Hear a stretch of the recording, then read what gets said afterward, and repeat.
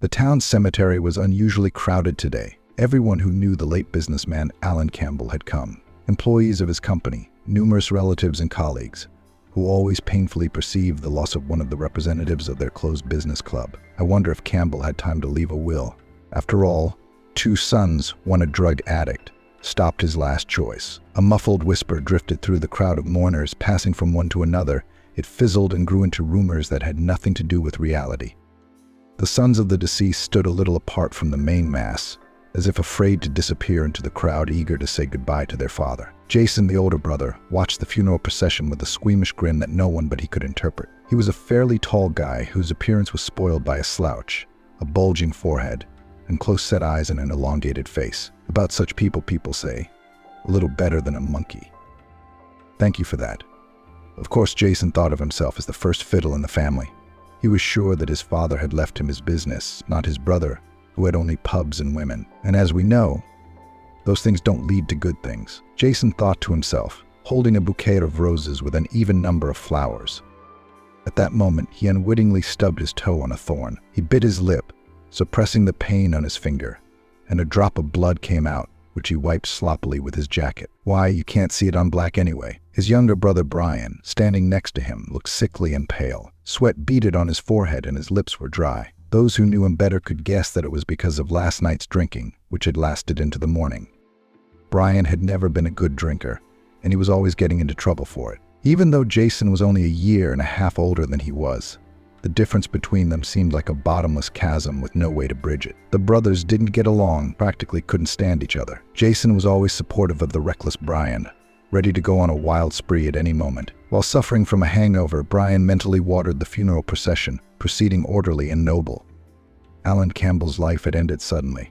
The pain in his chest had made itself known before, and lately it had become intolerable. It was rumored that Alan was found to have a severe heart disease, which was diagnosed only at such an advanced age, and the entourage of the businessman immediately began to talk about the inevitability of transplantation of donor organs, to find which have already been allocated impressive funds and manpower. Unlike their mother, Campbell's sons to their father's illness calmly. You just take care of yourself. I'll look after the business, and people know me. In general, we will not lose, said Jason. William Jackson's face showed that he had expected a very different answer. Brian went even further in his thinking, suggesting to his father that he hand over the reins to the manager. What's wrong with that, Pa? We'll have a special man to look after our money, and we'll look after him. What's the use of hovering in a stuffy office day after day? William grinned, then involuntarily pressed his hand to the left side of his chest. No, son, that's not how business is done. Business needs to be held tightly in our hands so no one can go against us. But at the same time, you need to be flexible in communication with your subordinates so that you don't bend the stick. Otherwise, they'll break down and go to the competitors to please them. If you and your brother were crossed, it would work. He's too cruel, too despotic. And you're a good man, you can mold yourself into whatever you want. You put up with everything. Don't you? Brian lowered his eyes in agreement, thinking only of the coming party with his friends at the nightclub. He didn't realize that the timeline of his father's life had already begun its countdown.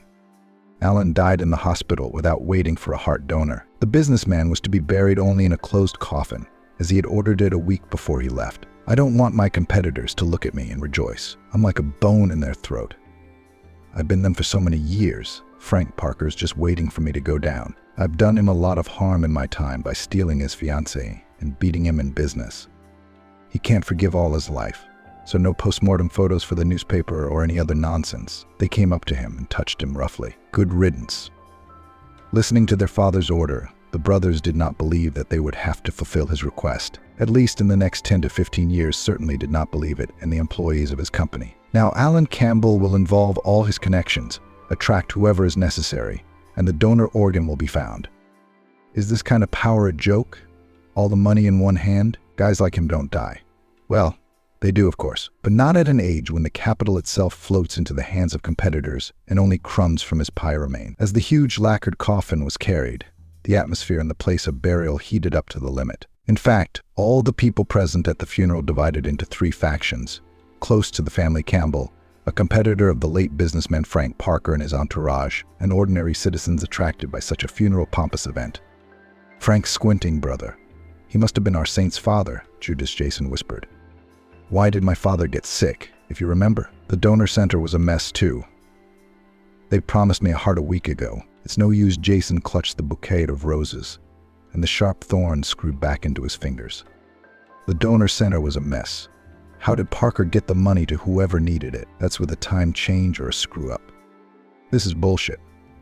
Are you out of line? It's like some kind of spy passion, Brian said uncertainly, and looked at the pedestal where the massive lacquered coffin with his father's body was placed. Everything was going according to the highest standards. But how could it be otherwise when such a prominent businessman and philanthropist was passing away? The first to say goodbye to his father were the members of the Campbell family. Then, according to the predetermined order, should have gone colleagues, friends, and then all others, including business rivals in the person of notorious Frank Parker. But as soon as the wife of the deceased together with his sons moved away from the coffin, as he immediately was quite a strange young man. Who the hell is that? A relative. Who allowed him to approach out of turn? An unpleasant whisper ran through the crowd. The guy looked a little more than 20 years old, shabby clothes, worn-out jeans, shoes that had not been cleaned or repaired for a long time. He's a vagrant, but who let him in here? Who is he? Jason exclaimed in amazement. Irina wrinkled her nose and put her hand to her temple. She didn't know this guy, and she didn't care about that right now. After all, they were burying her husband. She had to understand. Well, some guy came to the funeral, wanted to say goodbye. What's the point of making a big deal out of it? But Jason didn't want to hear about it. He jumped up to the tramp and shoved him roughly in the shoulder. What are you doing here? Get your filthy hands off my father's coffin and get out of here. Or do you want money? Well, of course you all want money, don't you? Here you go, I don't care. You can pour for the repose of my father's soul. A whirlwind of small bills settled on the smooth surface of the coffin, flashed in front of the tramp's face. He looked at Jason, who was blushing with anger. What are you looking at? Take it and get out of here. Or is that not enough for you? The people at the funeral grumbled indignantly. Most of them had come to say goodbye to the deceased, not to listen to an argument between the eldest son and a beggar. Brian tried to calm his brother down, but he went off the chain, calling the innocent boy the most profane words. Then, calming down a little, he looked at his father's rival and pointed his finger at him. Listen, aren't you the one who sent him here by chance? Why? To make fun of him for the last time and to make you feel good about yourself. William Jackson turned pale, then unbuttoned the top button of his shirt. How dare you say that to me, you little brat? Does your father's crown bother you? I'll fix it for you right now. And so the conflict with the strange tramp became more than just a quarrel. In fact, the two families, Campbell and Parker, were ready to clash like a pack of yard dogs. The elderly cemetery caretaker had seen a lot of things over the years, but what would this be? This was a real shock. Fortunately, it didn't come to hands, and the passions that had flared up so suddenly gradually subsided, leaving in the hearts of the invitees unpleasant bitterness and regret. The funeral ceremony went on as usual. People visibly calmed down and penetrated the grief caused by the burial of the late businessman. No one even remembered about the guy who was not afraid to come to the coffin to say goodbye to Alan Campbell before everyone else. It wasn't until the coffin was at the bottom of the grave that everyone breathed a sigh of relief and took turns throwing vodka and earth on the lid. Jason had already pulled himself together and, trying not to look in the direction of his competitors, paid his respects to his father. Brian was among the first to leave the cemetery, as he was in a hurry to get something strong to drink at the nearest cafe. In about an hour, the cemetery was practically empty, and only one man stood in front of the grave of the deceased businessman and was sad. This young vagrant's name was Artem, and his life was full of twists and turns that others had never even heard of. Sleep well, William Jackson. May you rest in peace, Artem whispered and headed toward the cemetery gate. At the same time, a luxury foreign car was flying along the highway with an arrow. Frank Parker was comfortably seated in the back seat. At his right hand sat the manager of his company, Gregory, who owed him everything. But has it been figured out who gets Campbell's company? Is it that upstart Jason? The businessman was the first to start. The manager coughed embarrassedly, but answered the question. I tried to get a hold of the notary who drew up the will, but all to no avail. He flatly refused to disclose the terms. No money helped. I knew it wouldn't work. Although I'm 99% sure that the eldest will get everything. That's the way it's always done in business circles. To some extent, it's a law. One for all, Frank Parker replied. He hated the Campbell family with all his heart, with the exception of one person, the deceased's wife, whom he had known since his youth. They had all been acquainted. Then, he and Emily Allen. There was no business in sight, and so they simply enjoyed their youth and carefree life. As students of economics, Frank and Alan were always competing, wanting to appear before Emily in a favorable light. It is worth one to give a modest bouquet of chrysanthemums, as the second is already carrying an armful of grandiose roses. And so it was with everything. You don't give any freedom at all. You looked for suitors, surrounded me with care. That because of you now afraid to approach me, jokingly smiling, Emily said. At such moments, everyone either laughs or falls into despair, feeling proud that they can protect their girlfriend from those who do not deserve her attention. Each of them wanted to be the leader, and only Emily could tame their competitive spirit, though for a while striving to please the object of their desire. Frank and Alan forgot only one thing, that the cause of the conflict lies not in Emily's suitors, but in themselves, not wanting to find out the relationship first of all with each other. At some point, Alan had to go with a student mountaineering group in the mountains. What immediately took advantage of Frank, surrounding Emily with double care and warmth. In fact, there was nothing wrong with that.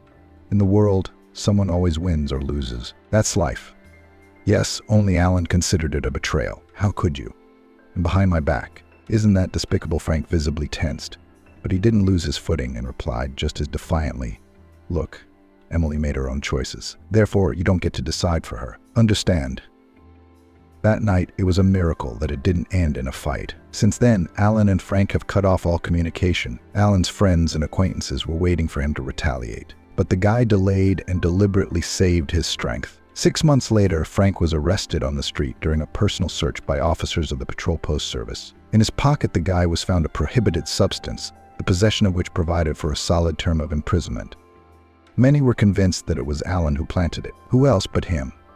You couldn't find a better candidate. Alan, however, denied as much as he could, and even wanted to hire a good lawyer for his former friend. But Frank considered it an ordinary trick, and, flatly refusing to defend himself, received 5 years in prison. But Alan came out the winner from this situation, because after 6 months married Emily and finally trampled the male friendship. It was said that such haste was caused by the pregnancy of the bride. Now in Frank's eyes it looked like a real betrayal. Much water had passed since then, but the feud between Alan and Frank had not subsided for a moment, and now it was at an end.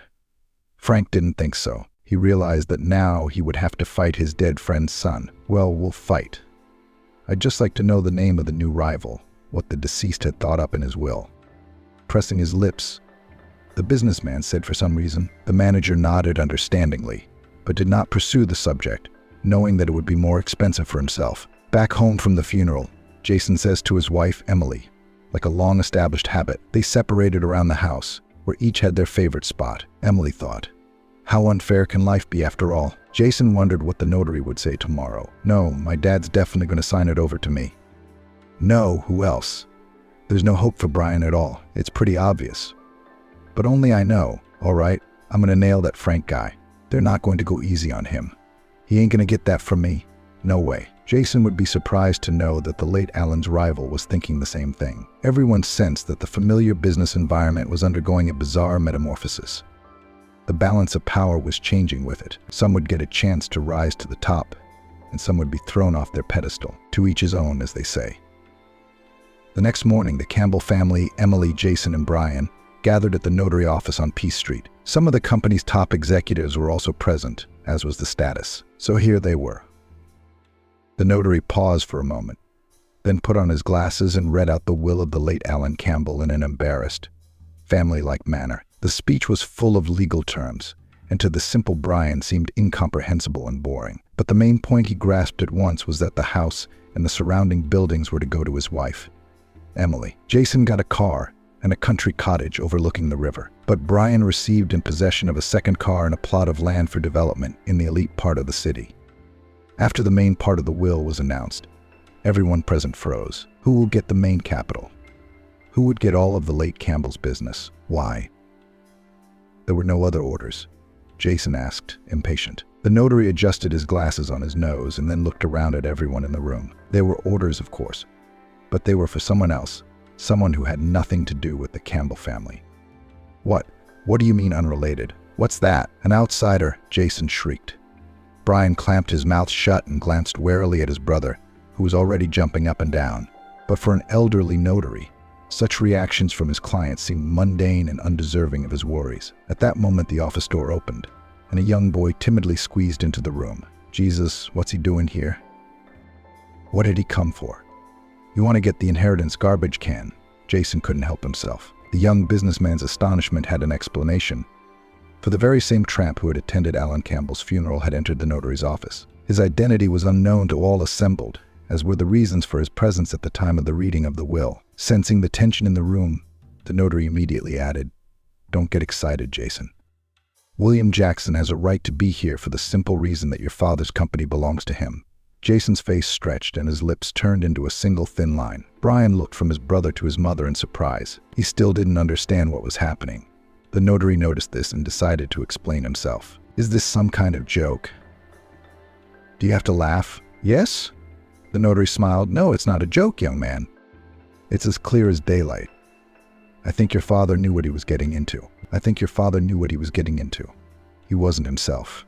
Why'd he sign over everything to a pauper?" Jason punched the air with his palm. "Don't insult one of the heirs in my presence. And if you're so anxious to get into a fight, do it outside my office. I've said my piece." And immediately stopped him, notary. All this time, Artem stood modestly aside and did not know what to say in response. Yesterday, a courier came to him, handing him a strange envelope. Artem opened it and could not contain his surprise. Inside was a notice that he had to report to the notary's office, which was located at 12 Park Avenue, and nothing else. And now Artem learns that he has become the owner of a huge company with multi-million-dollar assets. It's a miracle. Unlike her children, Emily did not feel negative toward Artem, because she saw that he was as surprised by the unexpected inheritance as everyone else. Jason, on the other hand, was ready to give the unfortunate man a glare. Realizing the awkwardness of the moment, Artem decided to leave the notary's office to get some fresh air. His head was spinning from the abundance of information he had received in such a short time. Unfortunately, the furious Jason had not given him any peace of mind. As he left the notary's office, he jumped up to Artem and grabbed his sleeve. "What did you do to him like that? How could you change his father's mind? This is just unbelievable. Just yesterday you were sniffing trash cans for food, and today you're in the elite. Jason, stop it. The kid's not guilty of anything." William Jackson sharply cut his son off. "You hear me? Suck it up and forget it. Whatever. And it was your late father's will. Have some respect." After all, Emily tugged Jason rather sharply. He flinched and turned around in a startled manner. It had been a long time since he'd seen his mother so flustered and determined at the same time. "And why is she sticking up for a backwater vagrant?" Artem did not bother with the major, and with a short nod, walked away. "Why all these squabbles? It would be better to understand what to do next," Artem thought. But but watch out. I won't leave it like that." "You get it out of your system," Jason shouted after him and shoved him with his foot. Information is always worth its weight in gold, and whoever has it rules the world. Thus, within half an hour after the announcement of the late Alan Campbell's inheritance, Frank Parker knew the ins and outs of this interesting case. But Alan had made a mess of it. Sued the tramp for everything. That's a laugh. What was he thinking when he signed those papers? Frank was indignant. "Maybe it's not so clear-cut, Mr. Parker," timidly asked Gregory's manager. The businessman raised an eyebrow in surprise. "That you really think so? Is this tramp a dark horse?" "And that's exactly what I'm thinking. We should put a little man on him," Mr. Parker Gregory replied. "Let him check it out. At the same time, they'll prepare the ground for the introduction of their own men into Campbell's company. We don't need that kind of competition. We'll take the business and be done with it." Parker looked at the deputy with satisfaction. He's raised a good wolfhound for himself. Too bad he has no children of his own. It's all the prison's fault. Yes, Alan, rest in peace. Lada and Grisha, do it this way. Don't spare any money. Let's hire the best detective. Let me be provided with all the background of this vagrant, where he was born and by whom he was baptized. Anyway, it's not for me to tell you Artem could hardly have known that a real drama was unfolding behind his back. The two feuding families of Campbell and Parker were desperately trying to figure out what the new heir and head of the company was all about. What is it? A sober calculation by the late Alan, or a fatal mistake that has no place in modern business? No one knew the answer to that. And first of all, Artem himself, who found himself in the epicenter of the confrontation between the powers that be. Be that as it may, but he had to prove his right to life, which meant that Artem had to fight to the end. The next morning he put on the best clothes he had and went to the office of his trading company. The guard at the entrance greeted Artem unfriendly. He reached for his baton when his partner deftly intercepted his hand at the very last moment. "Are you completely crazy? This is the new owner? His father's will gave him the company. Well, don't even think about it. Unless you're sick of the job, the owner. Why does he look like a beggar? Is that a trend now? Or is he faking it for the IRS? Ben smiled as he watched the two guards squabble. He was used to this reaction and took it for granted. Predictably, the office greeted the new owner with even more animosity. Emma whispered to her friend, "William Jackson would have been better off handing the company over to Brian. He's so handsome." "Oh, come on, you better tell Jason," objected manager Eileen. Ben said hello and walked into his office. There was everything for the future businessman's comfort: a full wall shelf of books, a solid desk, an aquarium with many fish, and a huge plasma TV. But most of all, Ben liked the big, comfortable leather chair on wheels. Oh, what a job. Now I'd like to sit in such a chair, make myself comfortable and watch a simple movie for my own pleasure. Happiness. At that moment, Emma came into the office. "Ben, can I get you anything? Tea? Coffee?" Ben shook his head in embarrassment. This was a once-in-a-lifetime opportunity, and it had to be taken to the fullest. At first, everything seemed foreign to Ben: contracts, managers, leasing. At some point, he just wanted to run away from this inheritance. But then he pulled himself together, realizing that he could not betray the man who believed in him. A day passed, a second, a week. Without realizing it, Ben had gotten caught up in the work, relying on Amber's deputy for guidance. Amber was a spectacular woman in her 30s who had men looking at her. She was the one who had quietly taken Ben under her wing. He made his own decisions, but with a gentle nudge from Amber, who acted carefully and tactfully. "Look at that, the deputy's no slouch. She'll have Ben in her sights soon enough," Emily's secretary once told her friend Eileen. "I don't think so. I think you're exaggerating. What could they possibly have in common?" Eileen's opinion was shared by more than half the office, who realized that Amber wasn't that simple, and the staff was right. Amber had a secret that only one person knew about. Once a week, Amber rented a hotel room where she had a meeting with a very important man, Jason Campbell. As soon as she stepped into the room, Amber heard a familiar voice say, "So, how are you doing? Did you manage to tame that underdog?" Amber smiled enigmatically. "I think so." "What's the point of all this, Jason? What's the point?" The young businessman grinned. Amber had long been his informant in the company and had supplied him with valuable information. Now, however, she had a special assignment. "Why would I want to do all this? To make this fool tame. Once he believes you unconditionally, through a few failed deals, I'll bring the company to the brink of bankruptcy. Then I'll bring up the question of removing this tramp to the board of directors." "How can you do that? He's the heir." "Yes, he is. His late father personally wrote such a clause to curb businessmen who play games. Now we're going to turn that weapon against his favorite." Amber smiled understandingly. She liked Jason's plan as much as she liked Jason himself, with whom she'd had a long affair known to few. But Amber wasn't afraid of possible gossip. After discussing the details of the upcoming affair, the couple moved smoothly into the bedroom, where the conversation turned to more pleasant topics. Sitting in his office, Frank Parker was eagerly awaiting news from his manager, Gregory. The latter had promised to provide him with some truly killer material. "Let's see what your detective has unearthed," Frank thought, glancing at his watch now and then. The businessman was very concerned about the situation around the new owner of his competitor's company. "Who is this Ben and where did he come from?" Parker was brought out of his anxious thoughts by the sound of the door opening. On the threshold stood Gregory with a folder in his hands. "May I, Frank?" "Yeah, come on in." "Well, tell me, what have you got?" "Just a little report, but I'd still like to put it into words." Frank smiled. "Come on, did you dig up anything hot? Like, wow."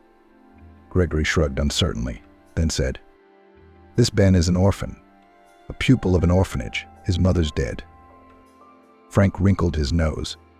"Well, what is it, father?" "Come on, don't stall. Time is of the essence." "His father's a recidivist felon. Not a murderer, though. No blood on him. More like a poor guy who stole, drank, went to jail. Romance, in a word. When his wife was alive, he kept it together, but then he went off the rails. 7 priors, all for theft. But he never touched the poor. He only stole from the rich. Kind of like Robin Hood, but with a new twist. Look at Ben's background." Frank smiled. "Curly-haired, that's for sure. Only he didn't know his father. He'd been in an orphanage since he was 2 years old. Sometimes after a successful case, his father would send him small gifts, candy or toys. Anonymously, of course. But shortly before he died, he found his son. They say they even reconciled. Where's his daddy now?" Frank couldn't resist. "In a cemetery. 2 weeks before Alan Campbell died. Stephen got smart then. He got a job in a cab company. He didn't work much, though. An accident. Drunk driver swerved into oncoming traffic. Stephen didn't stand a chance. Went into a ditch. It's a sad story. And they say he was dating Campbell shortly before he died. Frank raised an eyebrow in surprise. Who? The father or the son? Gregory smiled meaningfully. Alan. The businessman visibly tensed. Why? Why would Campbell be dating an ex-recidivist? What could possibly connect them? And why would he include his son Ben in his will right afterward? I don't like this. I'm sensing Alan was up to something again. May he rest in peace. But why would he want that convict? Frank said thoughtfully. The manager shook his head in the negative. He did not know the answer to that question, and only the late Alan could give it. But you can't ask the dead, as you know. What about the firm? What are our informants saying? Does the boy have any business talent? Or is he just an empty shell? Frank asked. You know those diplomas mean nothing to me. Sometimes total losers become millionaires, and professors peddle in crosswalks. It takes guts. Guts. I don't know yet, Frank. Deputy Campbell's got him under his wing over there. I think he's been messing around with him. It's been a while. Frank frowned. The businessman knew at once where the wind was blowing. He didn't want his son Brian in Alan's place. Jason was abrasive, hot-tempered. Guys like him could make a mess of things. But before he did, he'd sink not only himself, but his competitors as well. If Brian took the reins, things would be a lot more fun. He's the kind of jerk you can control with 2 fingers, no problem. He doesn't need anything but women and booze. Frank didn't want to do the Campbell heirs any harm, but to teach them a lesson. Yes, but he wasn't ready for anything more than that, and primarily because of Emily, whom he still loved with all his heart. Of course, there had been affairs in his life, and more than one, but Frank had kept his sincere feelings for only one woman. If Alan hadn't planted that injunction on me then, things might have turned out very differently, he thought. Life would have gone on in Rochester, enjoying life, raising sons. But maybe all was not lost yet. We still have a life to live. Mourning for her husband is understandable, but life doesn't stand still, the businessman pondered. Gregory interpreted the chief's silence as a signal that the conversation was over. He knew from experience that at such times it was better to leave discreetly. That way there would be fewer questions and possible complaints. In the meantime, Ben continued to learn the ways of business under Amber's tacit supervision. The cunning began, skillfully leading him to a trap that would slam shut after a couple or 3 failed deals. Soon we'll be rid of this upstart, and in control of everything like we used to be, Jason told his brother. Yeah, that would be nice, sure. But you know how I feel, don't you? I need a good manager, and the company will take care of itself, Brian objected. Jason had his own way of looking at the situation. He intended to sneak Ben out of the company and send him back to wherever he'd come from. Jason had no idea what Ben had gone through to get to this high position. He didn't remember his mother, and he'd only recently found his father. He'd lost him right away. Ben didn't know why Alan Campbell had left him such a lavish inheritance. For what merit, when he'd never even seen him? Sitting in his office, Ben couldn't stop thinking about what had happened to him. He hadn't become a vagrant by accident.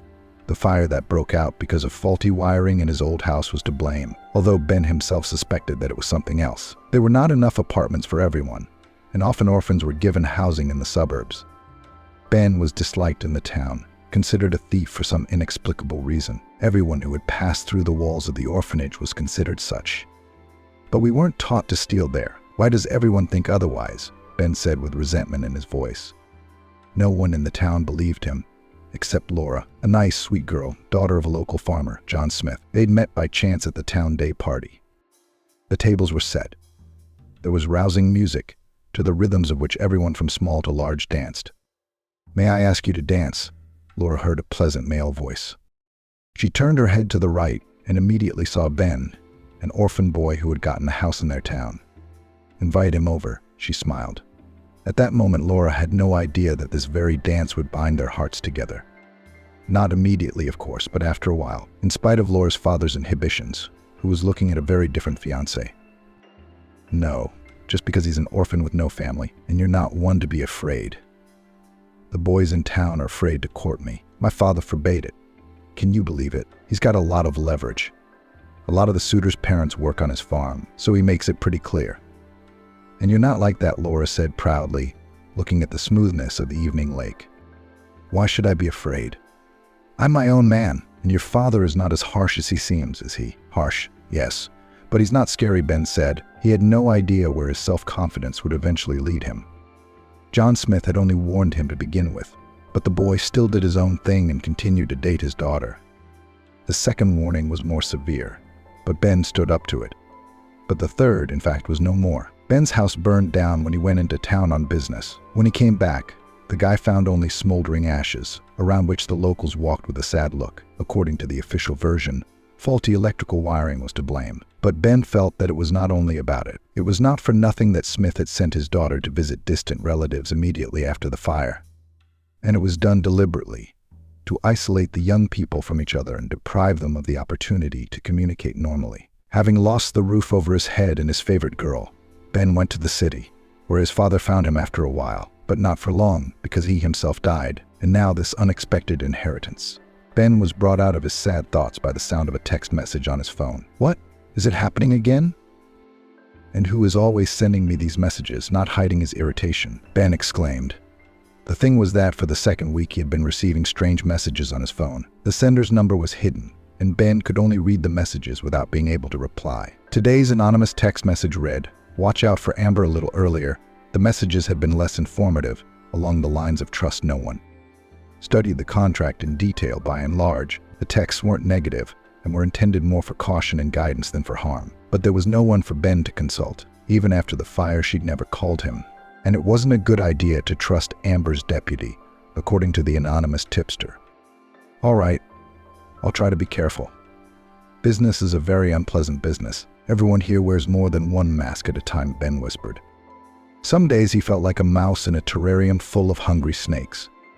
Ben, we hated everyone from Farmer Jackson to the late Campbell's heirs. What in God's name did I ever do to them all? Eat your inheritance.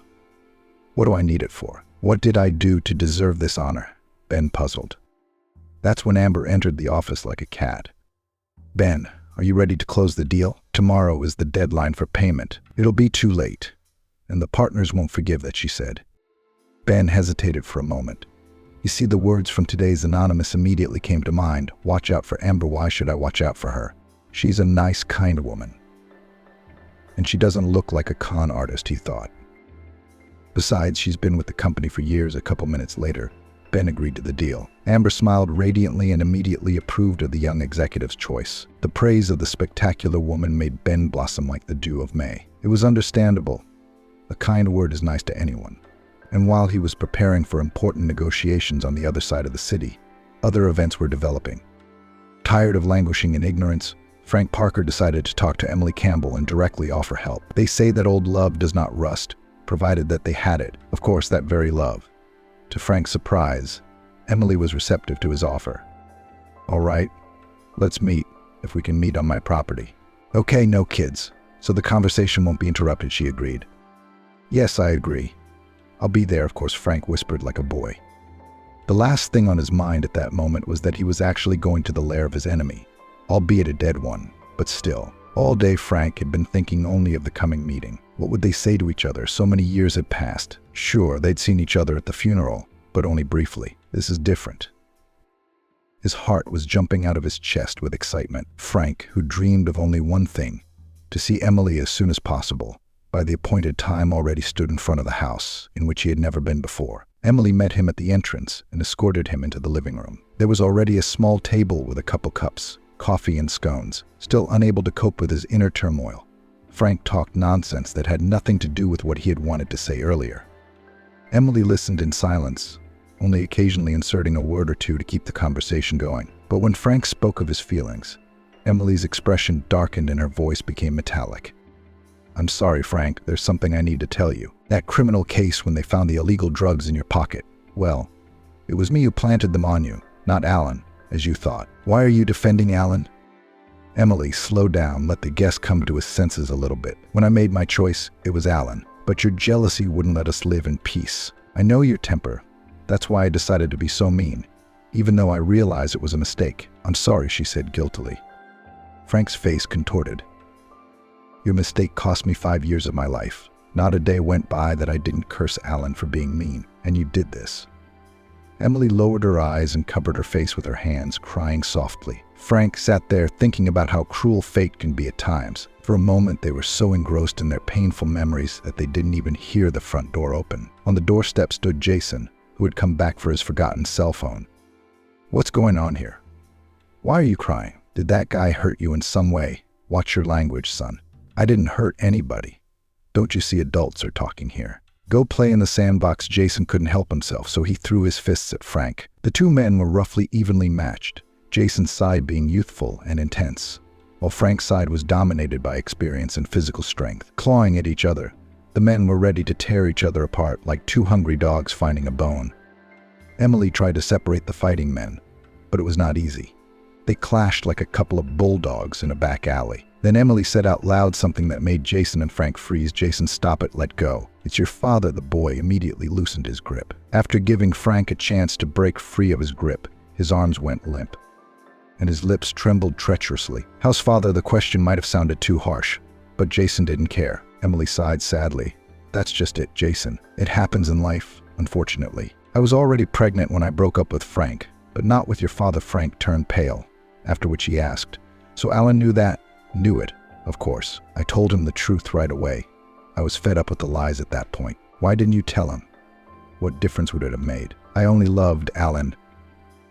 The dumbfounded son sank down in his chair and wrapped his arms around his head. For so many years he had lived with the idea that Frank was an enemy to him, and now it turned out that he had practically no nearer and more kindred man. The spirit of rivalry and hatred was slowly fading in Frank's soul, as if someone had poured a bucket of ice water on the hot coals. Jason and Frank spent the rest of the evening talking about their past and future. Father and son definitely had a lot to talk about, especially since they were only now learning the truth about each other. The next morning, Ben set out as planned to close his first big deal. By Jason's design, it and all subsequent ones were going to be a failure. But Ben didn't know that, and he was ready to sign his own name to his failure. When he entered the office, he invited representatives of the partnership firm to review the documents and sign the contract for both parties. Amber was impatient as she imagined the possible consequences of the deal, and there was a ringing silence in the office. As Ben picked up the pen and prepared to sign, everyone present froze. And at that moment, the door swung open and a tall, gray-haired man appeared on the threshold. "Ben, wait, don't do that." The businessman looked up and nearly fainted at what he saw. Standing before him was none other than Alan Campbell, alive and well. "Oh my God," Amber gasped and collapsed. Some of the guests rushed to her aid, trying to bring her to her senses with a splash of water. For Ben, literally couldn't move from the shock that engulfed him. Was it really possible for a dead man to come back to life weeks after his own funeral? But Alan didn't look like a reanimated dead man at all. Not only that, he looked more alive than anyone else. "Hey, don't sign those papers, Ben. I know about the plot against you. I'm the one who sent you the text message warning," the businessman added. And having thrown a heavy superior look at everyone present, the representatives of the front company immediately preferred to retreat, taking Amber with them, who had already managed to come to her senses. Left alone with Ben, Alan locked the door and said, "So how's running the firm treating you? What are your impressions?" "What impressions? Especially when things like this happen," Ben replied with barely contained excitement. The businessman smiled. "You mean this masquerade? Sorry. It's just the way it is. By all canons, I should have died, but I survived. It was your father's heart that saved me." "Yeah, you heard him. Turns out he bequeathed his organs to the Dahmer Center in case he died. The heart grafted perfectly, and for good reason." "What other reasons?" Ben asked in a trembling voice. This amount of information made his head feel like a burning beehive right now. Campbell hesitated for a moment, then continued, "I was immediately confused by such an amazing compatibility. Later, after the operation, the doctors did a comparative DNA test. After that, it turned out that your father and I are brothers. Basically, we're brothers. You know, I don't know how that happened. I, like you, grew up in an orphanage, and I just don't have anyone to ask about it. I guess we got separated. It happens a lot. Maybe there's another reason. But what's the point of digging into it now, when your father died a violent death, but he prolonged my life? I'm sorry I didn't tell you sooner. I did all of this in an atmosphere of strict secrecy about the fact that I was alive. Even my wife, Emily, didn't know. I had to check how my sons would act in the event of my death. How would they take the will? Would they be able to adapt to their new life? I was tired of carrying everything on my back, so I compromised my health." Ben listened silently, as if mesmerized. The story seemed so unreal that only a madman could believe it. But Ben believed it, for he saw tears in Campbell's eyes, sincere, and at the same time a heavy weight fell from the boy's shoulders. Now Ben no longer needed to understand the intricacies of running a business he never understood anything about. Embracing his uncle, he felt peace and comfort for the first time in his life after the failed negotiations. Campbell didn't take it personally. Moreover, the businessman even kept the seat for Amber, realizing that she was acting at the behest of his eldest son. Since the rumor of Campbell's miraculous resurrection spread across the city at the speed of light, Frank was the first to know about it, so he came to greet him in person. Now that there was no animosity between them, they could shake hands as in the good old days. "I'm sorry, buddy, I overreacted. I accused you unsubstantiated. It wasn't your fault, was it?" Frank whispered. Alan smiled. "Oh, come on, he remembers old times as the one who's out of sight. I was good too." Contrary to everyone's belief that Campbell would remove Ben from the company after his resurrection, he didn't, and Alan had his reasons. First, after learning who his real father was, Jason decided to link his life with the Parkers' business. Brian had no desire to become his father's successor. Therefore, Campbell had no better candidate than his nephew. However, now Ben managed the business under his supervision, which made the task much easier. 5 years passed. During that time, the Campbells had become so close that from the outside they seemed like a tight-knit family. Jason helped his father in the business, but he didn't harm Ben, and on the contrary, gave him good advice, although, to some extent, they were already unnecessary. After all, the former drifter had become a real business shark. Now he was no longer frightened by the intricacies of business negotiations, in which he navigated like a student in a school library. At Alan's suggestion, Ben decided to look for Laura, whose image he still kept in his memory. But now Ben arrived in an expensive car of the latest model, which caused a great commotion in the village. "Look, Ben's here today," the grandmothers whispered on the benches. But when the door of the house opened, Ben was in for another surprise. Laura came out not alone, but with a little boy about 4 or 5 years old. Holding his mom's hand, the boy looked at the outlandish car and smiled. "Mom, who is that?" the little boy asked. Ben lowered his eyes in embarrassment, realizing that he had shown up too late, and therefore there was nothing he could change.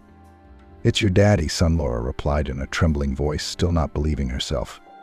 Ben jumped up to her and hugged her and her son tightly. God, is it really true? His heart jumped out of his chest as his lips kissed her face.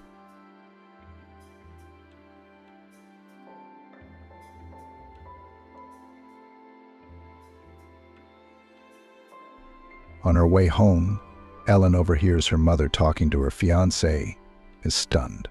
Her mother was talking. "Why do you keep listening to your mother?" Grace questioned. "Ellen, you're 36 years old, you're an independent woman.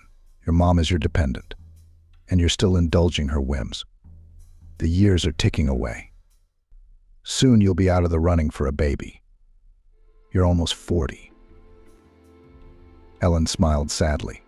She realized that Grace was right, that if she didn't have a baby now, she could say goodbye to that dream.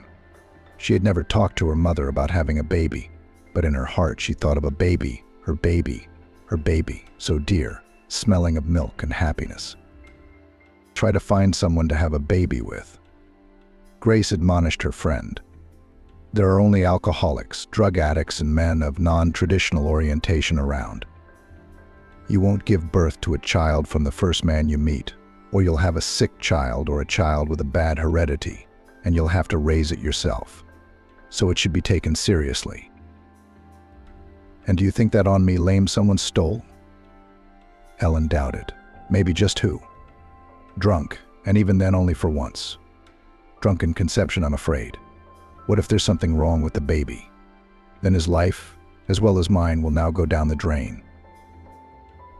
That's not true. Grace objected. Ellen, you're beautiful. Yes, pretty, but beautiful. It's just that your mommy makes you self-conscious about yourself. You know how our political economy teacher was hitting on you in high school, and you turned him down. Grace, come on. I was only 18 and he was 36. He seemed like an old man to me. And now you're 36 and you're going to say you're old? Sometimes I'm ashamed of myself when I see how big kids my peers have. I don't have any. You're wrong. Then why'd you blow off Dan from our class? He was only 2 years older than you. Yeah, Dan and I were in love. But it wasn't until he introduced me to his mom that I found out the first night that she already hated me. I went to offer my help in the kitchen, Ellen continued. And then I was stopped by Dan's mom's words. I overheard them talking. Are you out of your mind? Dan's mom said. Where did you get that ugly girl? What can she do? What can she do? And Dan told her. I don't want anyone else. I love Helene, and I'll marry her. When I heard that, I ran out of the apartment without warning. Do you know, Grace, how much it hurt? Then Ellen sighed. I don't care anymore. I've accepted that married life isn't for me. If normal women can't make a life for themselves, what about me? You didn't tell me about this, Grace said, confused. What's to say, Grace? I know I'm ugly. So what? Dan turned you down right away? No, on the contrary, he urged me to marry him. But I hesitated. And my mom supported me in my doubts. She said to me, you're lame, Helene. It's not for me to remind you of that. Accept it. It's a great handicap. And no one needs you but me. Vaughn, even your father, as soon as he had a normal son by his mistress, he abandoned you and me. You want to be abandoned all the time?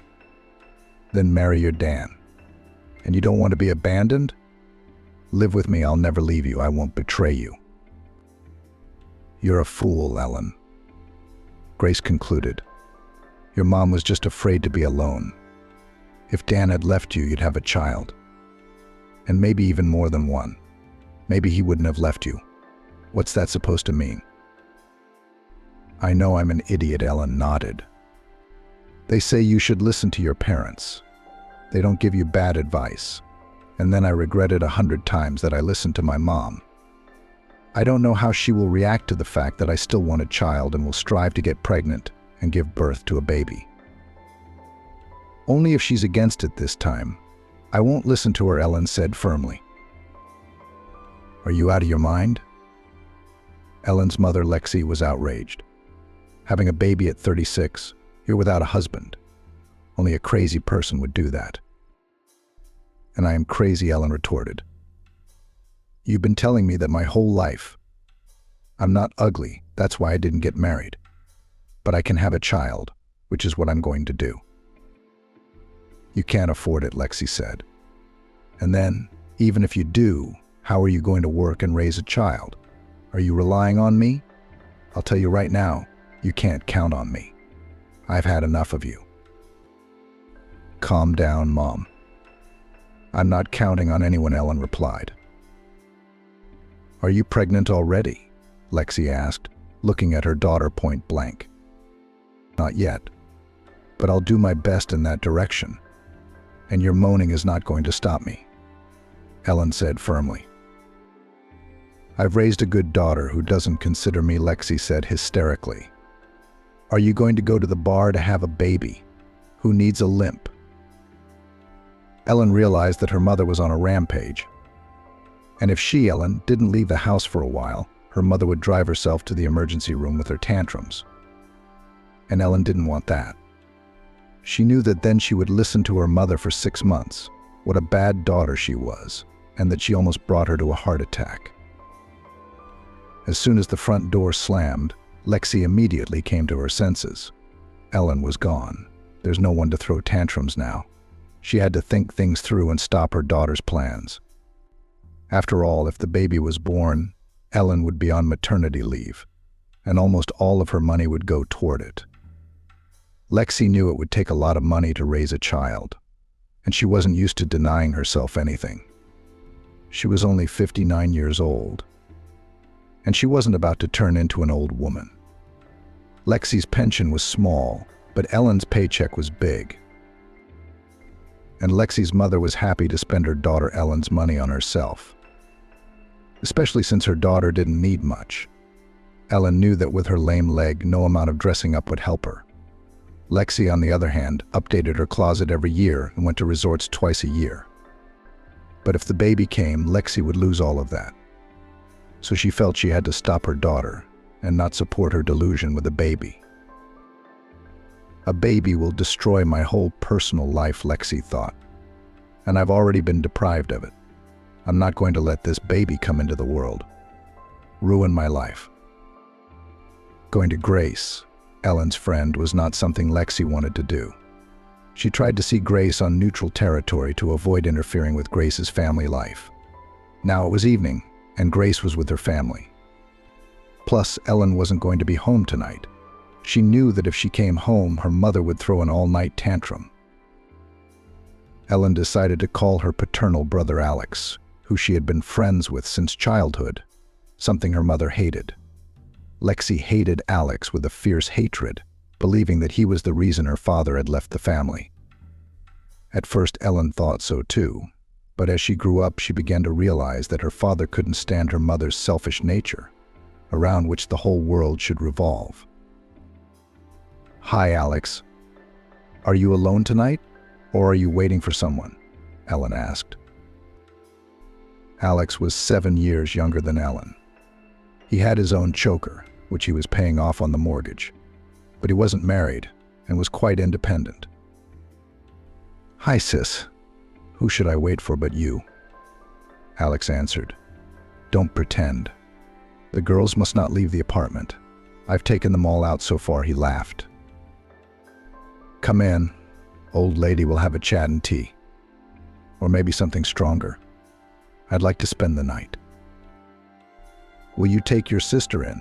Ellen asked. "Where am I going to go? You can't choose your relatives," joked Alex. "Buy some bread on the way." "Good, I bought it. I'm waiting for you," Christian answered with a smile. "Are you and Lexi on the outs, as usual?" "Exactly," Ellen sighed. "But as you said yourself, you can't choose your relatives. She's a mother, after all. Except she doesn't like it when I get in the way of her plans. And I decided to do it my way and disobey her this time." "How dare you?" Christian said jokingly. "And what is this idea that has been born in your beautiful head? Apparently it affects Lexi's personal interests, since her selfishness can't bear the change that has come over her cloudless life. You want to tell me what this horror you and your mom are fighting about? Or is it a secret?" "It's no secret. I want to have a baby, and my mom didn't like it. And I know why. I'm not a girl anymore. I know what's going on." "That's news, sister." Christian smiled. "Is the baby already conceived?" "No," Helen answered sadly. "And this is probably the hardest part of my plan for the baby. I don't know how to attract men. I haven't been trained in this skill since I was a teenager. And from that age I was told that nobody needs me with my limp. I agree. I don't want a romantic relationship. But I just want to have a baby. Do you know how much I'd love him? With all my heart. I love him now. I don't know if I'm going to have my baby or not." "Don't worry, sister, you'll have your baby, because you'll be a good mother. It's all good. The only question is, who are you going to have a baby with? Help me with that, please." "You're really something, old woman." Christian laughed. "How can I help you? Can I introduce you to some of my friends?" Helene looked at her brother hopefully. "Please." "And what will you say to them?" "There's my sister." "Help me conceive a child," Ellen begged her brother. "You don't have to tell them anything. I'll try to have a relationship with one of them. If I can make it work, and the potential father of the baby won't even know he's having a child. You know me, Christian. I'm a man of my word." None of this pleased Christian, and he felt uncomfortable. But Ellen looked at him so hopeful that he couldn't refuse her. "All right," he said reluctantly. "I'll introduce you, and then you can deal with it yourself." "You're back," Lexi said angrily to her daughter. "She doesn't sleep at home. She's on the prowl for a substitute father. I never thought I'd live to see such shame." Ellen remained silent. She wasn't going to keep talking to her mother. She knew if she answered, Lexi would make a scene that would ruin her mood for the day. And she still had to work today. Tomorrow was Saturday, 2 days off. And Ellen didn't know where to escape her mother's wrath for those days. Right now she wished she'd bought a mortgage and stayed living with Lexi, who was drinking her blood one drop at a time. Ellen couldn't imagine living with her mother in the same apartment when the baby came. At least at work, she was taking a break from her. And with the baby coming, close contact was unavoidable. Ellen hadn't left work yet when Christian called her. "Hi. So, old lady, get your battle colors ready and come to my place tonight. The groomsmen will be there at 8 p.m., so I'm waiting." "I don't want any groomsmen," Ellen said sadly. "I only want a child." "Well, that's for you to figure out among yourselves who needs who and for what. My business is the side. I only play the role of matchmaker. Ellen, I hope you're not going to break me up with my friends by trying to get help." "I'm a delicate man," Ellen assured him. "I'm not going to be pushy. If it works, it works. And if it doesn't, well, that's just the way it is. But we have to start somewhere." "All right, I'll wait for you," Christian nodded. Ellen decided not to go home. She decided to come to her brother's house a little early, sit down at the table and not get up until she left, so that the guys would not immediately see her peculiarity and would not be repulsed by her straightforwardness. Ellen knew she was an interesting conversationalist and decided to use that very trump card first. In her position, one must proceed with caution. She knew that even without makeup she was pretty and even looked younger without makeup. So she only brushed her long red hair and applied gloss to her lips, which she did in vain. After all, while she was getting there, she bit off all the gloss from excitement. "Here, let's set the table real quick," Ellen set a bag of food in the kitchen. "Wow, what delicious things," Christian admired, pulling out the gastronomic delights. "Under these conditions, I'm ready to bring you a beau every day." "Every day won't work," Helene said seriously. "If it doesn't work out today, I'll close this door and think about how to realize my dream. I hope they don't know I'm limping." "No, they don't. Come on, I'm kidding. You know I'm always here for you, sis." Before he could say anything, the doorbell rang. Christian ran to open it, and Ellen remained seated at the table, hiding her foot under the table. Two of Christian's friends, one of whom introduced himself as Emet and the other as Carl, walked into the kitchen where Helene, blushing with excitement, was sitting. Ellen, smiling, introduced herself. "Ellen, the sister of that wonderful talker." And immediately, to dot all the I's, she added, "Why didn't you introduce us to your sister before?" Emet said, smiling broadly. "You are selfish and greedy. You were afraid that they would steal Ellen from you." Everyone laughed at Emet's jokes and supported the feast with noise and friendship. Emet was more active towards Helen than Carl, but the pressure and youth of these boys scared her away. She looked at them and saw them as her brother Christian, and she did not see them as the father of her child. Ellen realized that she couldn't get into bed with any of them and take advantage of their youth. Now she decided for herself that the one who would give her a child must be at least the same age as her. And these are boys compared to her, one of whom she might have seduced but would not dare. "All right, guys. It was nice to meet your friends, but I have to go," Ellen said. "Christian, can you order me a cab?" Carl started to persuade Helene to stay and stay longer. He even volunteered to walk her home afterwards. But she flatly refused, which surprised Christian when she got up from the table and walked limping toward the front door. Blood rushed to Emmett's face. He stood before her red as a cancer and blinked confusedly, then pulled himself together and said, "I'll walk you to the cab." Ellen appreciated his gallantry. She saw in Emmett's and Carl's eyes pity for her. But she didn't want pity. She wanted the child. "No," Helene answered him. "Christian will take me. Forgive me for this adventure." Helene said sadly as they rode down the elevator. Good friends you have. I never doubted you had such friends. You're the best brother I've ever had. My birthday is in 2 months, Christian joked as usual, seeing that Helene was upset. It's a little early for you to be singing dithyrambs to me, Helene Christian said. He hugged Helene and added, everything will be all right, sister. When I say that, it comes true. Do you believe me? I believe you, said Helene as she got into the cab. I believe you the most. You're my favorite person. Thank you for being here. That's a cool sister you have, Christian Emmett said when he returned to his friends. What happened to her leg? The last thing Christian wanted to talk about was Helene. An injury, he answered briefly. She's beautiful, but her eyes are very sad, Carl remarked. I feel sorry for her. Christian didn't answer anything, and the friends realized that he didn't want to pursue the subject. So how many rejections did you get today? Lexi greeted her daughter with such hurtful words.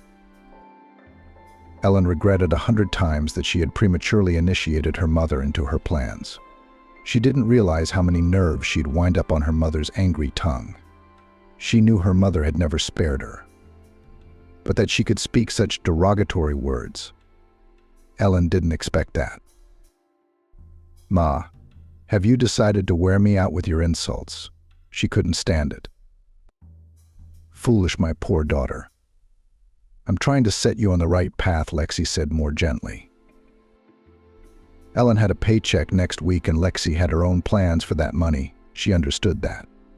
That her daughter might get angry and her plans would be ruined. Ellen, let's be reasonable. Why do you want to have a baby? We have a good life together. A child is a heavy burden to carry for the rest of your life.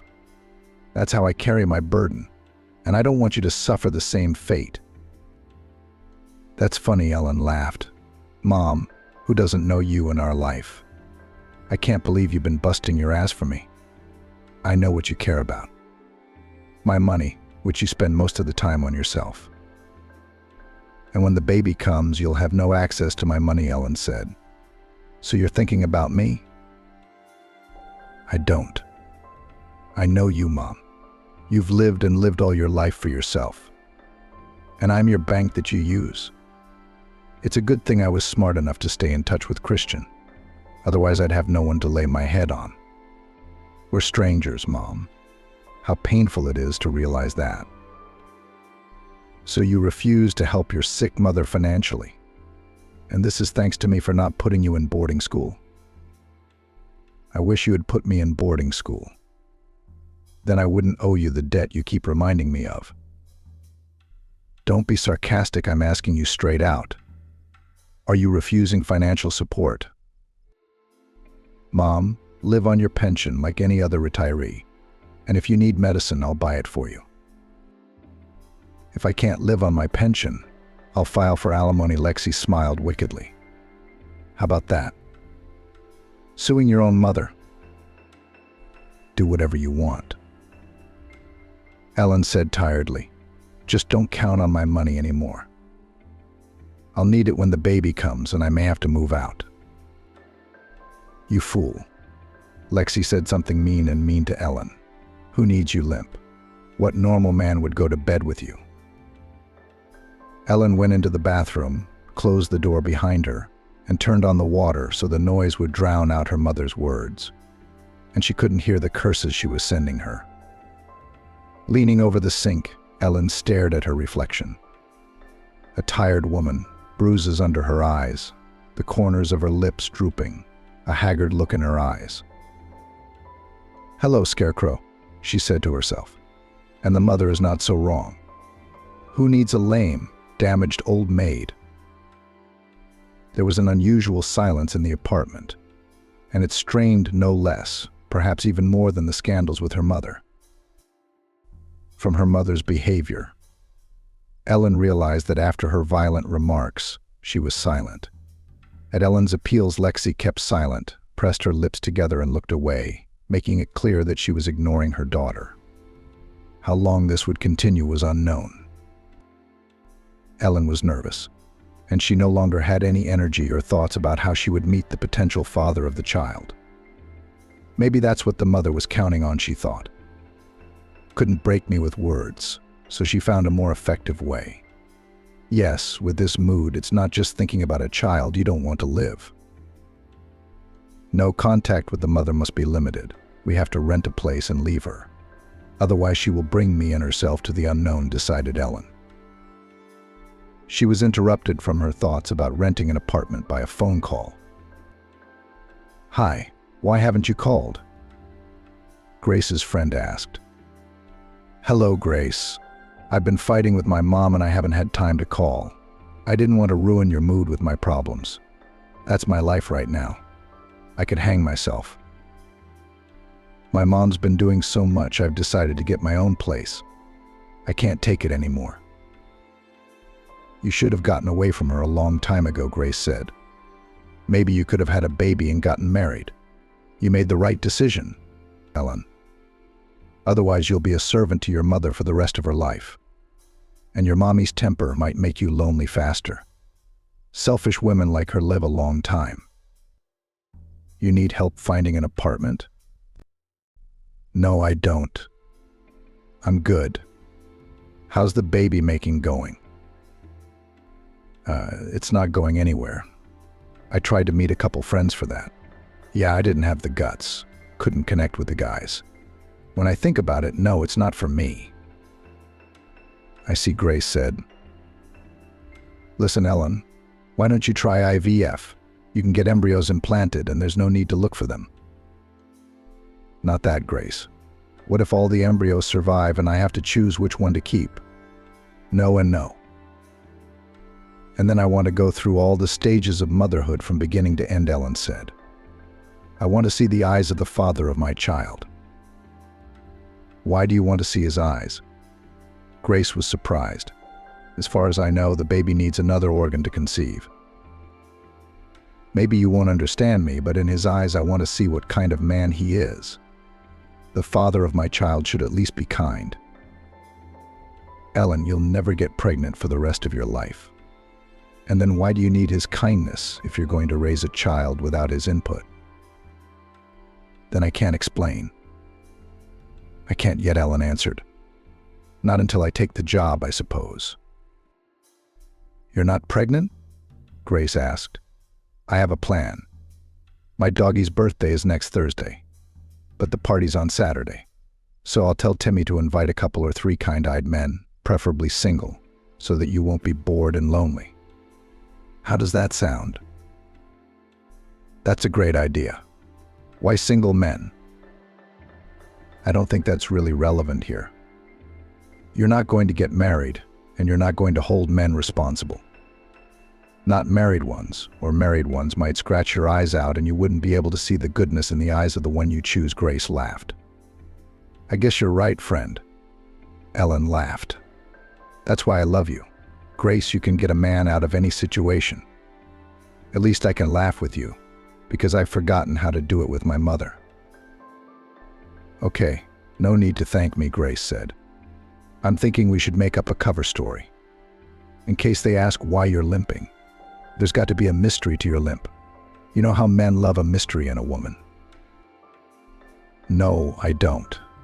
I wasn't a mystery woman," Ellen replied. "Let's stick to one legend, so we don't get confused. Well, let's say you were traveling with your fiancé in your car before the wedding, and some drunk made a collision of his Jeep with your car," suggested Grace. "Your fiancé died on the spot, and you got a leg injury. You loved your fiancé so much that you never remarried. Imagine, every man would want such a mysterious, loyal woman. How's that for a story?" "A bloodier scenario," Ellen laughed. "Well, if it helps, I agree. Just don't tell everyone this legend before the time, but only when absolutely necessary. Maybe we can do without legends." Done. Waiting for a special invitation to the party. Faithful bride Grace laughed. "Bye, see you soon." Ellen was preparing thoroughly for Timmy's celebration. If she missed this chance, there would be no others. She bought a fancy new dress and shoes, even though she was going to hide her feet under the table. She made an appointment at the salon for a haircut and manicure. And all that preparation didn't escape Lexi's scrutinizing gaze. "Going hunting, honey," Lexi said Friday. "Make sure you don't miss." She didn't recognize her daughter Ellen had never been so meticulous about her appearance. And that was a bad sign for Lexi. Ellen remained silent at her mother's words. Then, to keep Lexi's mind occupied, she said, "Just so you don't get so annoyed, Mom, I'm moving out on Sunday. It's about time we got our own place." Lexi's eyes darted around. Her mouth opened and closed, but she couldn't get a word out. "Just drink some water and calm down," Ellen said. "And let's not get into this. It's irrevocably settled." Lexi took a sip of water and sat back in her chair. Tears were streaming down her cheeks. The grooming had evaporated somewhere, and almost 60 years read on her face. In that moment, Ellen felt unbearably sorry for her mother. But she realized that if she gave in to pity, her hell with her mother would continue. Ellen, like her friend, arrived at Timmy's birthday party early. She congratulated the birthday boy, helped Grace set the table, and sat down at that table, hiding her feet in her new shoes and her gait underneath. But only temporarily. After all, you can't hide a flaw like that. As soon as she got up from the table and walked, everyone would see her limping, leaning on her left foot. And no fancy dress or pretty shoes will help her. But there was still hope for a positive result in Ellen's soul. Her cheeks were flaming with excitement. Her freckles gave her face a childlike innocence, and her long red hair was scattered over her shoulders. Helene's hair was always like that when she was excited. It was out of place. "She's good," Grace said. "If I were a man, I'd love you right here on this table." Ellen blushed even more. What do men look at? They look at their feet, and I'm not in the best shape. Forget about your legs tonight. Relax and attract men. You've got what it takes. Don't worry, I'm here for you. I got your back, girl. At Timmy's birthday party, there were 3 couples and 2 strange men. Ellen noticed one of them right away. He was the one she should favor. Greg the man introduced himself as a handsome man who looked like a catcher. "And for you, just Gosha." He smiled with all his magnificent teeth. He obviously knew that the ladies loved his smile. For the father of my child, he's suitable, Ellen thought. Handsome. Which means the baby will be handsome too. There's bravado and brazenness in his eyes, confidence in his irresistibility, but no anger.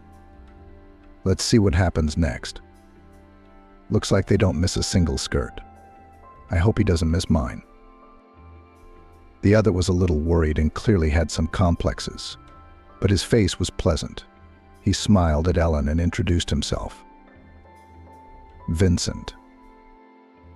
Vincent wanted to say something else, but Greg beat him to it. "And you, Helene?" Yes, Helene smiled. "Helene is as beautiful as a fairy tale," Greg said, and sat down at the table next to her. "Not only beautiful," said Grace, "but also wise." Ellen didn't like this presentation because everyone at the table was staring at her, and she was even more embarrassed and nervous. But then the toast to the birthday boy's health began, and Ellen slowly began to calm down. Greg was wooing her, talking and talking, clearly flirting with Ellen. He had her on the hook, and Ellen thought, just so long as he didn't snap. She flirted with Greg as best she could, and on Grace's recommendation, when she approached him, she tried to touch his hand. Across from Ellen and Greg sat Vincent. He glanced furtively at her and blushed, whether from the liquor he'd drunk or for some other reason. Vincent didn't speak to Helen the Beautiful. Greg didn't give him a chance. But when the dance began, Vincent jumped up and held out his hand to Helen. "May I invite you?" "No." No, Helene replied fearfully. I don't dance. Vincent remained standing in front of her with his hand outstretched. Helene was embarrassed that she had partially confessed her flaw. I'm sorry, Vincent, my leg hurts, so I'm not dancing. It was only now that she saw the man's eyes.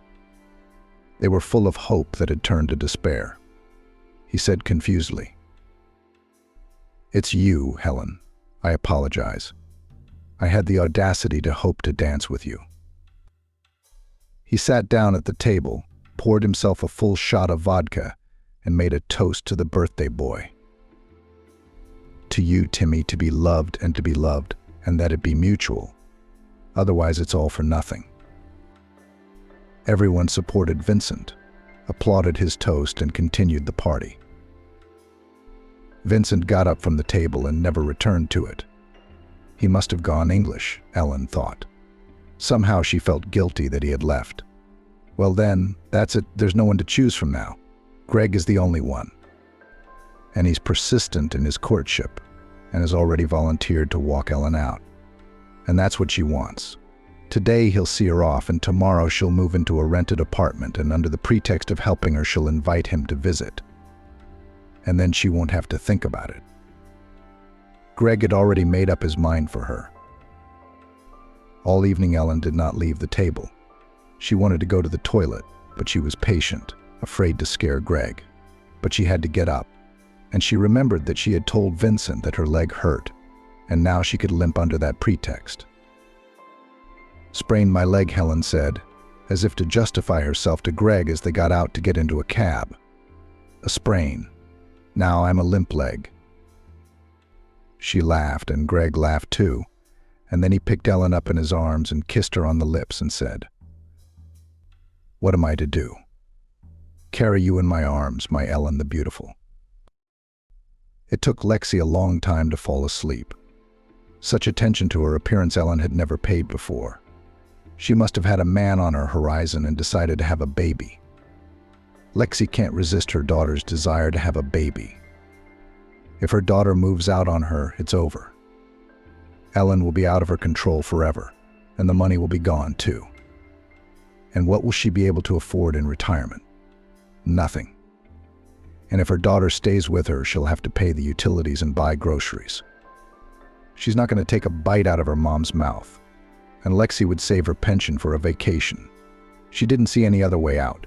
She had to stop her daughter from leaving her. Tomorrow, Lexi decided I would cry and beg her to stay with me. I'll push pity, Lexi thought, and Ellen, the pitying one, will cool down. She wouldn't be so adamant. So far, Lexi had managed to manipulate her daughter, so she didn't give up hope. Sleep wouldn't come with the worry that she could lose everything. Absolutely everything she could afford. Her throat was already dry. She went to the kitchen for a drink of water. The window was open, and she heard a car pull up to the driveway. Lexi looked out and saw it was a cab with a man jumping out of it. He walked around the car, opened the back door, gave someone a hand, and Ellen stepped out of the car. The man put his arm around Ellen and pulled her to him. What was moving Lexi? She quickly threw on a robe, sprinting out to the entryway. The man was kissing Ellen. She was hugging him. Oh, Lexi, the young man exclaimed when he saw her. Ellen and he flinched and recoiled from each other. The young man stepped closer. Lexi, he said, I hope you have serious intentions for my lame daughter, or are you just trying to make fun of her? Ellen's face flashed as if she'd been doused with boiling water. Greg didn't know what to say. I don't know what your intentions are, Lexi continued. Ellen's intentions are that she doesn't care who she has a baby with. She doesn't know what she's doing. Age, you know, is driving her. She decided to have it for herself.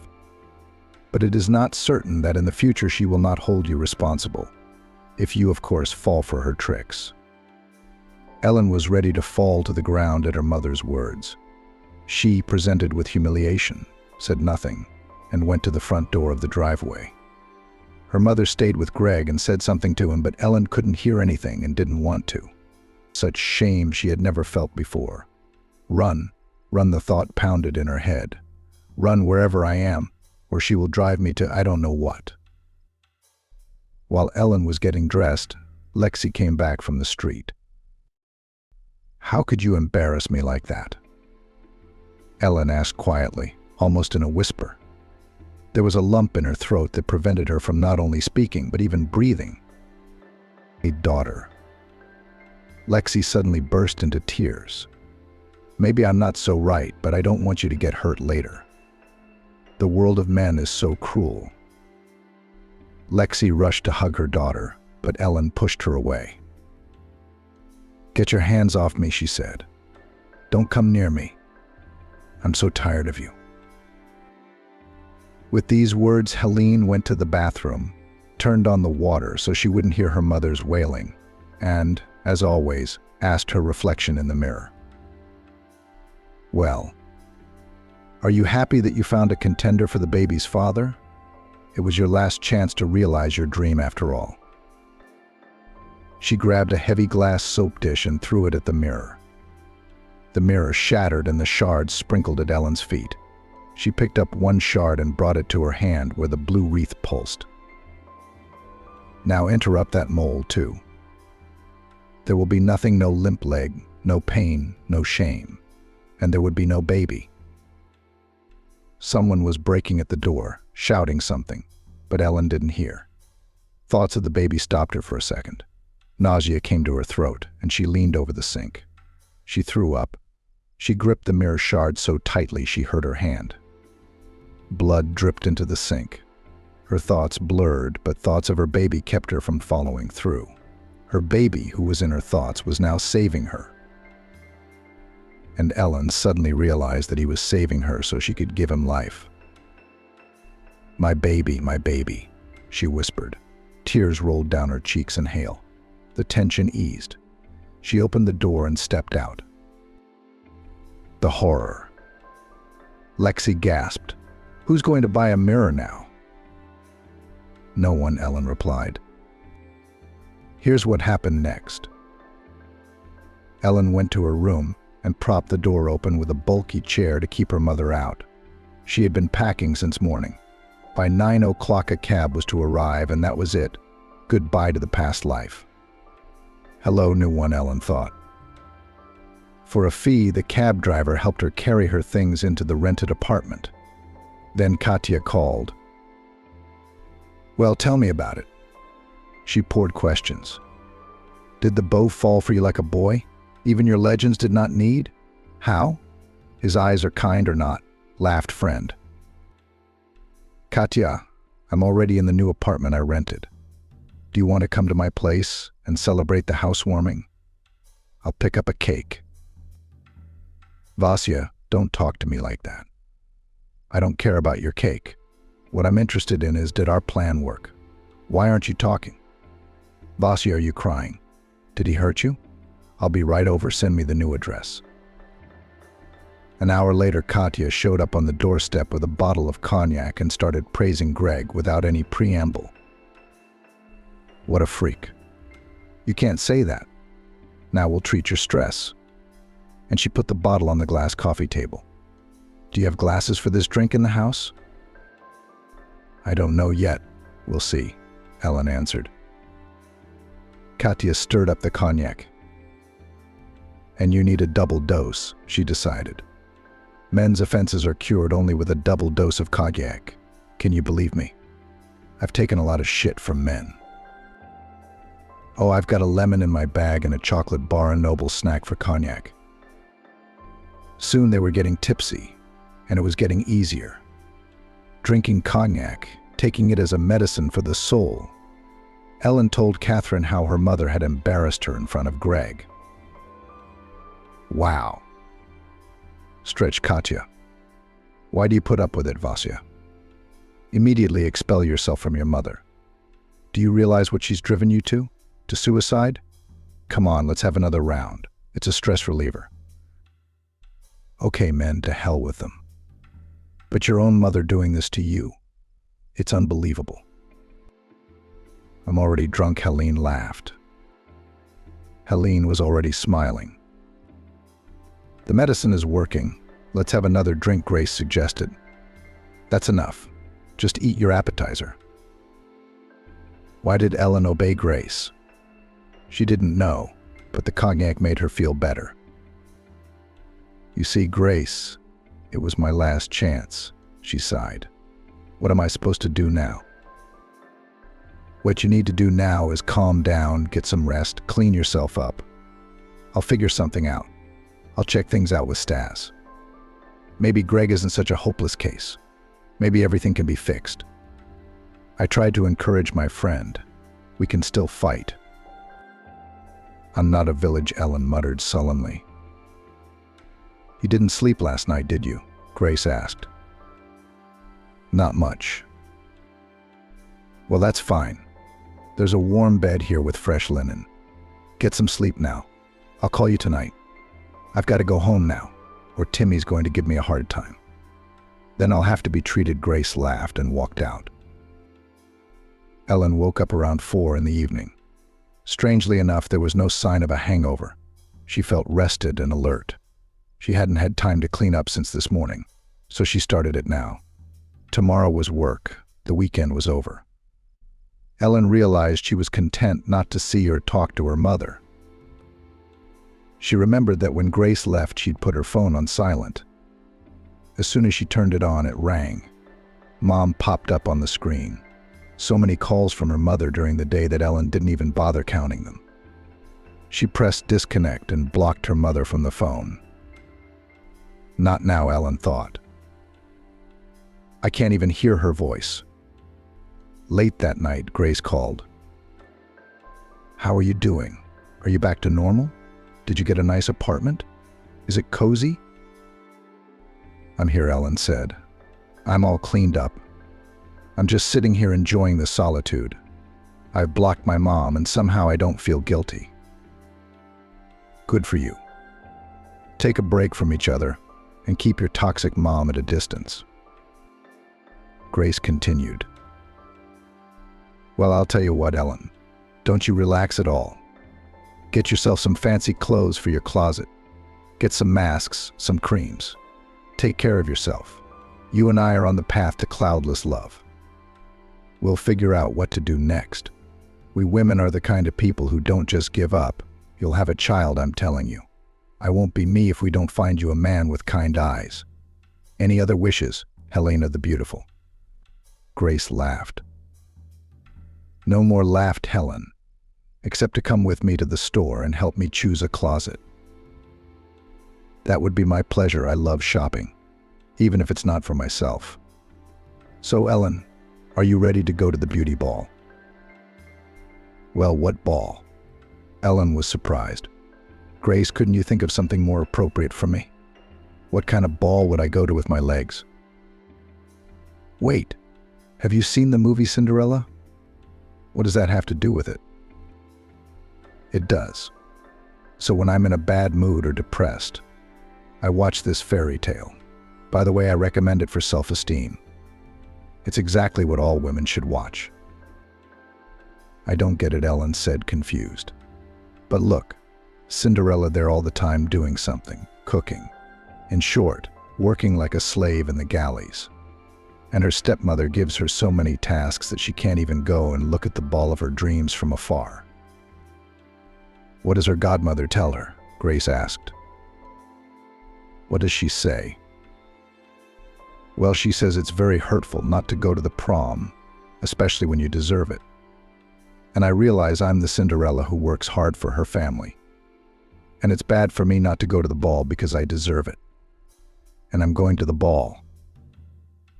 I've never noticed that about you, Ellen said doubtfully. Grace continued. Do you go to discos? No, my children already go to discos. And my ball is shopping or beauty salon. Those are my balls. That's where I feel like a princess, not a dirty Cinderella. Long story short, I'll meet you at 6 p.m. outside the Merriam Mall. We're gonna make a princess out of you. You ready? I'm ready, replied Ellen.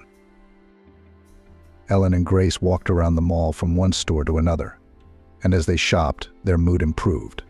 Satisfied with their purchases, they went to a cafe in the same center for coffee and sweets.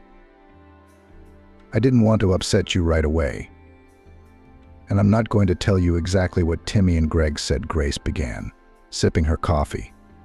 It's not going to work. It's a hopeless case. Your mother's done her best. Ellen, don't be discouraged. If it's a holiday on your street, it'll be a holiday on your street.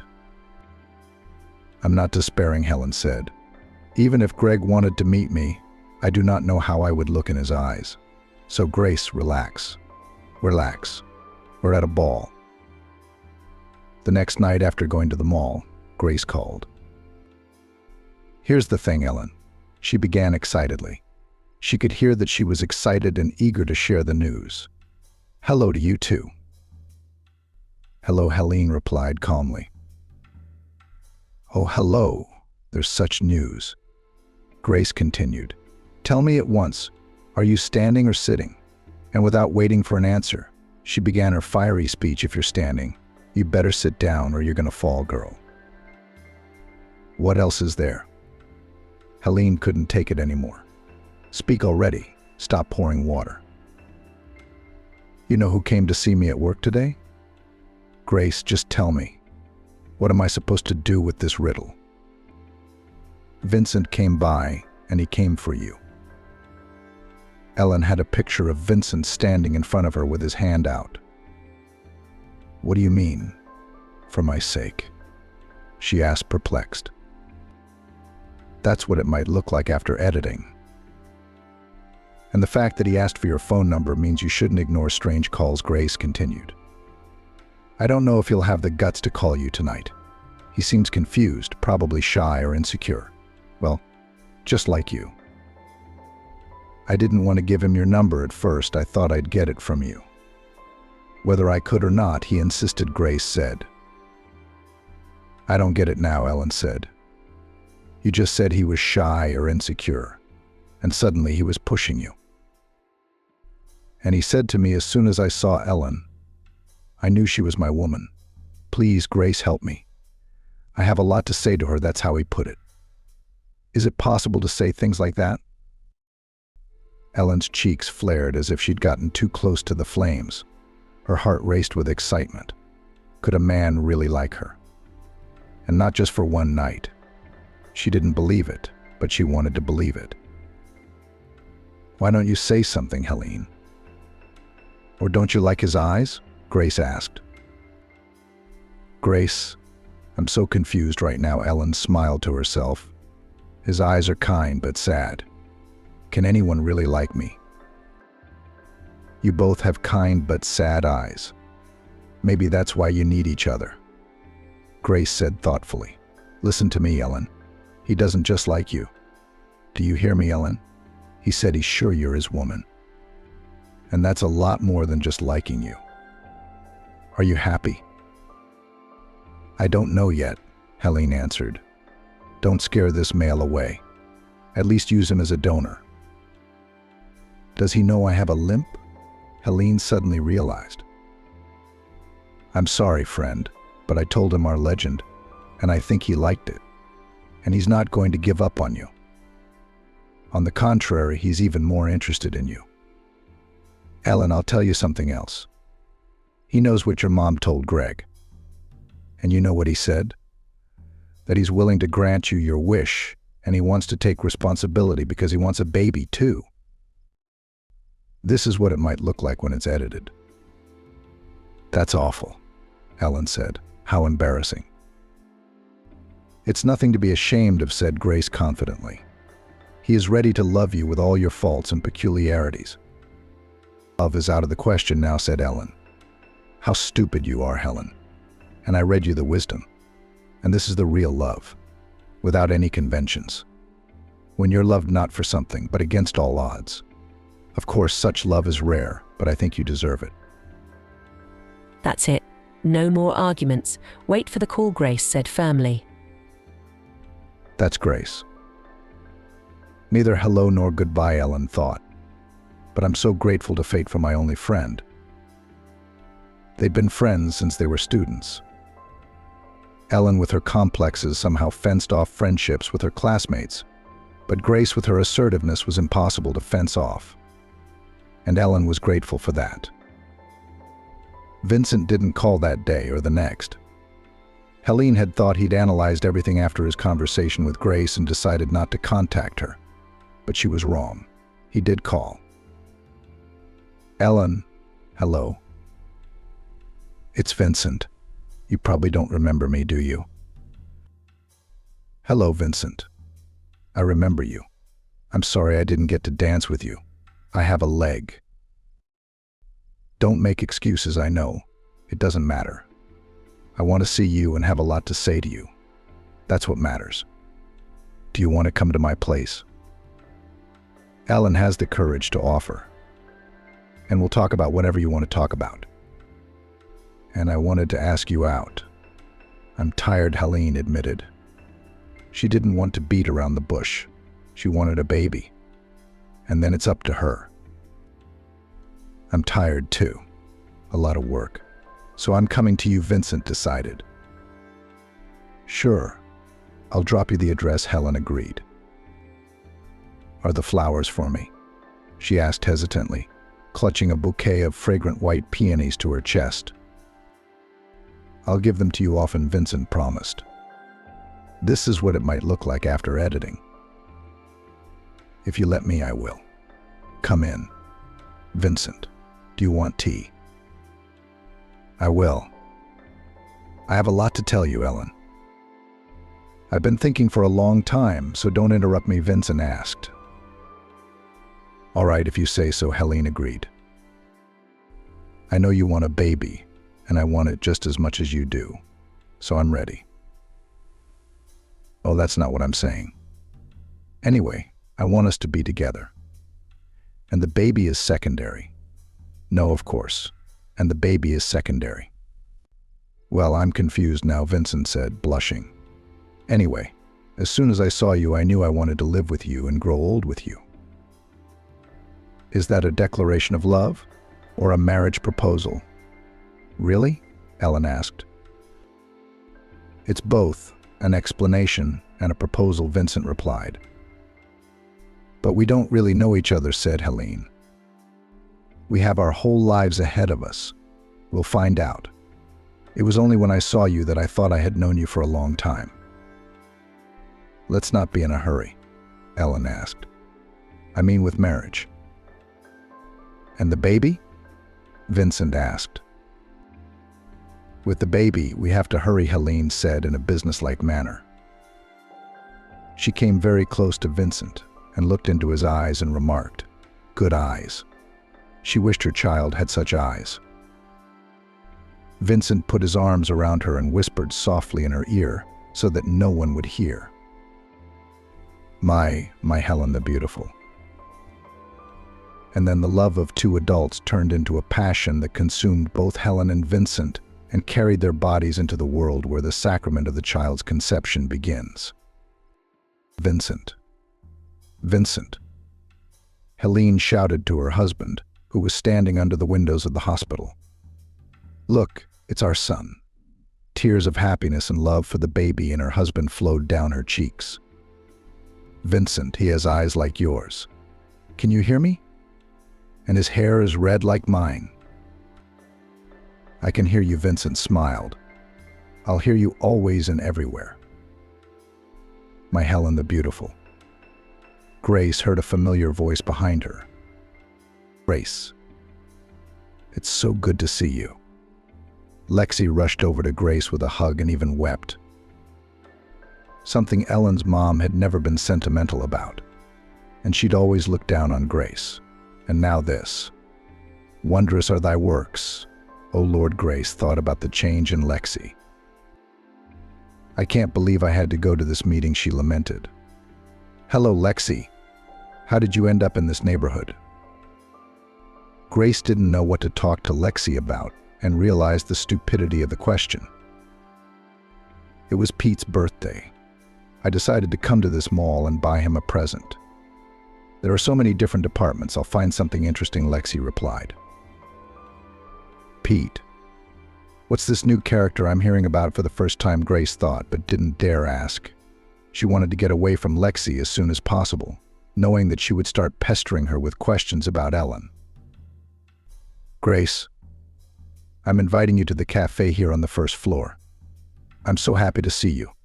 I just want to sit with you and drink coffee and talk about this and that. Lexi persisted. That's exactly what Grace didn't want. But I'm in a hurry. I just ran in here for a minute.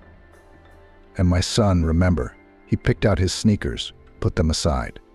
So I came by to buy them back. I won't keep you long. Grace began to justify herself. Don't you have 20 or 30 minutes for your friend's mom? Lexi asked in a very pathetic tone. Okay, half an hour, I guess. Grace gave in.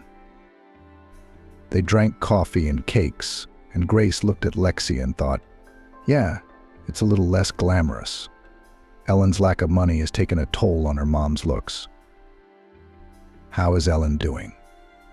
Lexi finally asked, staring at Grace. She's doing well, she said shortly. It's a dream come true, Lexi said cryptically. It has. Lexi continued. Ellen's son is so cute and funny. And then Grace burst into tears. A redhead like Ellen. I love him. And his name is Alex. She named him after her father who left her. Grace didn't know what to say to Lexi. She's been living in apartments with the baby, Lexi continued. It's like I'm her enemy and she doesn't have a home. No, not us. She got married and her husband has a 2-bedroom apartment. Lexi went completely numb from the shock. She leaned over to her cup of coffee and drank it in one fell swoop like water. It was obvious from everything that Grace had shocked her with this news. Divorced and delinquent on child support. Ellen's hubby. Lexi asked angrily. He's probably sucking on her like a leech and sucking money out of her. There's plenty of men like that around. Yeah, you were a leech, Grace thought. There's a lot of them out there. He's divorced, but he's not in arrears. And he's got a good paying job. Ellen's a rock. Grace smiled. I'm so happy for her. You've added fuel to the fire, Grace thought. Lexi suddenly burst into tears, almost to the point of tears. She left her old mom and she's living in chocolate and doesn't even think about me. Maybe I'm starving. Maybe I need medicine. Maybe I'm not alive anymore. She wailed. Something doesn't fit with Lexi being in as much distress as she describes, Grace thought. She came to an expensive mall to get a gift and invited me to a coffee shop. Don't cry, Lexi. You should be happy that Ellen is doing well, Grace reassured her. And is she? Lexi persisted. How does she live with not talking to her mother and Grace? Grace wanted to tell her that everything was fine without her. But she didn't dare. You never know what Lexi's going to say when she hears that. Married me, huh? You had to get married, Lexi said in a high-pitched tone. And at my age, why should I? Congratulations. Grace was genuinely surprised. It's wonderful. You're not alone. You have support, Grace said. God forbid I have support, Lexi said. But I didn't have a choice. I had to get married. I guess you could say Ellen pushed me into it. Is he a bad man? Alcoholic, greedy? Hurt you? Grace was now curious about Lexi's husband. He's ex-military, retired colonel. But as you know, there's no such thing as ex-military. No, he's not a drunk. He's not greedy. His pension is good. We live at my place. We also rent his apartment. It's okay. But I live like I'm in the army, Grace. Anything goes wrong, all I hear is, stand down, round and round. Grace could barely contain her laughter. That's exactly the kind of husband Lexi needed to put the brakes on her hubris and selfishness. He's used to being in charge. Now he's got me under his command. Lexi kept complaining. He's nagging me about not talking to Ellen. And it's not easy for me to be in a quarrel with Ellen. My son and grandchildren come to see me, but my daughter doesn't. Grace, I beg you, please help us to reconcile with Helen. Then at least Vincent won't nag me about it, Lexi asked. Nothing has changed, Grace thought.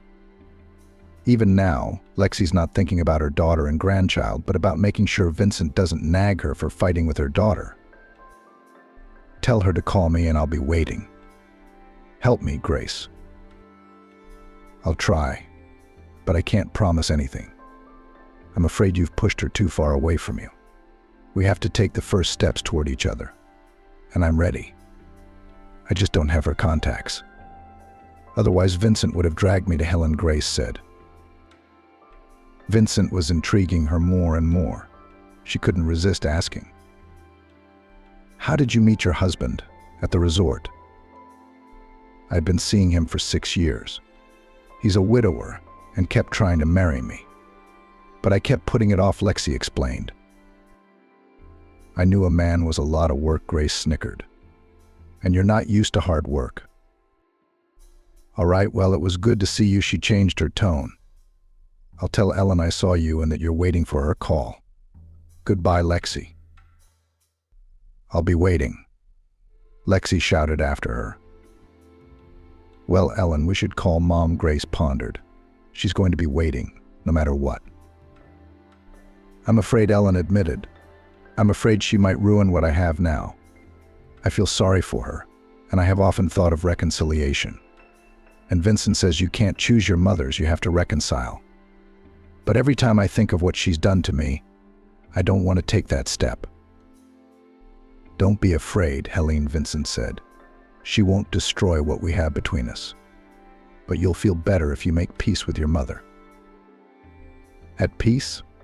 Helene asked doubtfully. By all means. A bad peace is better than a good quarrel. And then there's Commander-in-Chief Pete.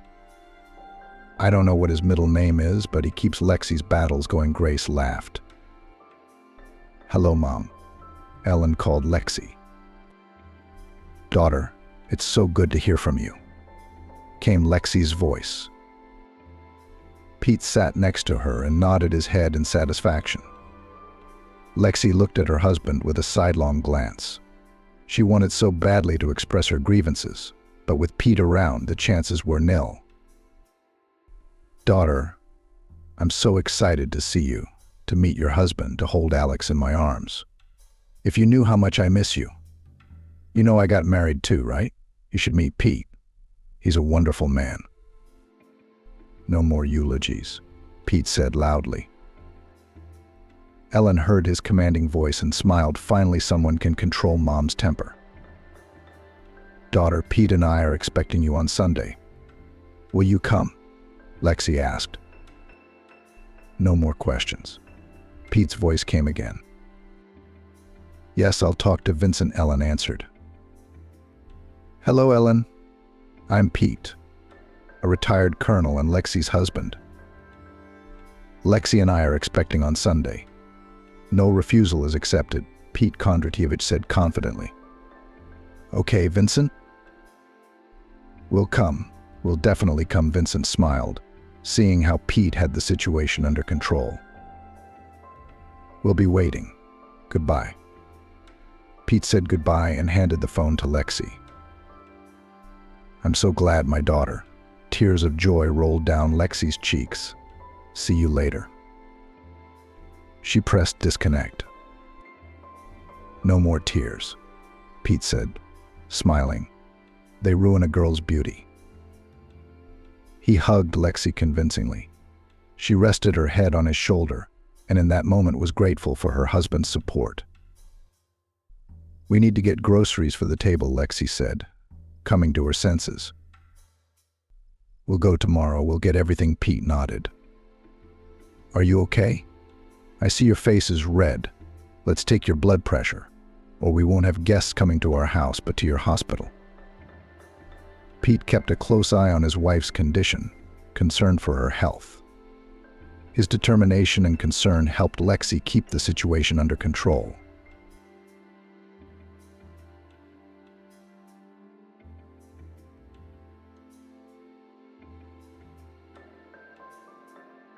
the husband and his mistress were already rubbing their hands together, but they had no idea how their wife would teach them a lesson. Kira, as long as she could remember, had always dreamed of warmth, care, and attention. All this she lacked since early childhood. Kira's mom died of a heart attack when the girl was about 5 years old. Doctors warned Adelaide about the risks, but the woman still decided to give birth. For the first few years of her life, Kira was the most loved child in the world. She vaguely remembered those times: warm hugs, her mother's gentle words, and kind smiles. But of course, Kira couldn't remember the details. Mom's face was lost in the fog. The meaning of her phrases slipped away. Then Kira was left alone with her father, a sullen and taciturn man. He fulfilled his parental duties faithfully, fed his daughter, bought her clothes, even checked her lessons. But any heart-to-heart talks were out of the question. Her father asked only specific questions about her grades at school, her health, her plans for vacations. Sometimes he wondered if someone was hurting his daughter. That was all. Kira didn't know, couldn't remember if Dad had always been so unsociable, or if he had been so changed by the death of his beloved woman. From neighbors, Kira had heard more than once that her father loved her mother very much, long sought the favor of a modest beauty, and then, when Elsa married him, fulfilled her every wish. Kira was hard to imagine her eternally dissatisfied with something father so romantic, in love, attentive. Becoming older, the girl understood the father blames his daughter for the death of her spouse, accidentally overhearing his conversation with a neighbor. The men were standing in the stairwell, and Kira was just returning from school. The anniversary of Mom's passing was approaching. That's probably why the neighbors, longtime pals, had struck up this conversation. "I told her to get an abortion," Dad said quietly. "And she wouldn't have it. Let it be," she said. She had a feeling it would end well. Kira, hearing these words, froze under the stairs. She just couldn't go up now and make her presence known. "Well, that's how it ended up being okay at first," Uncle Vince, the neighbor, pointed out.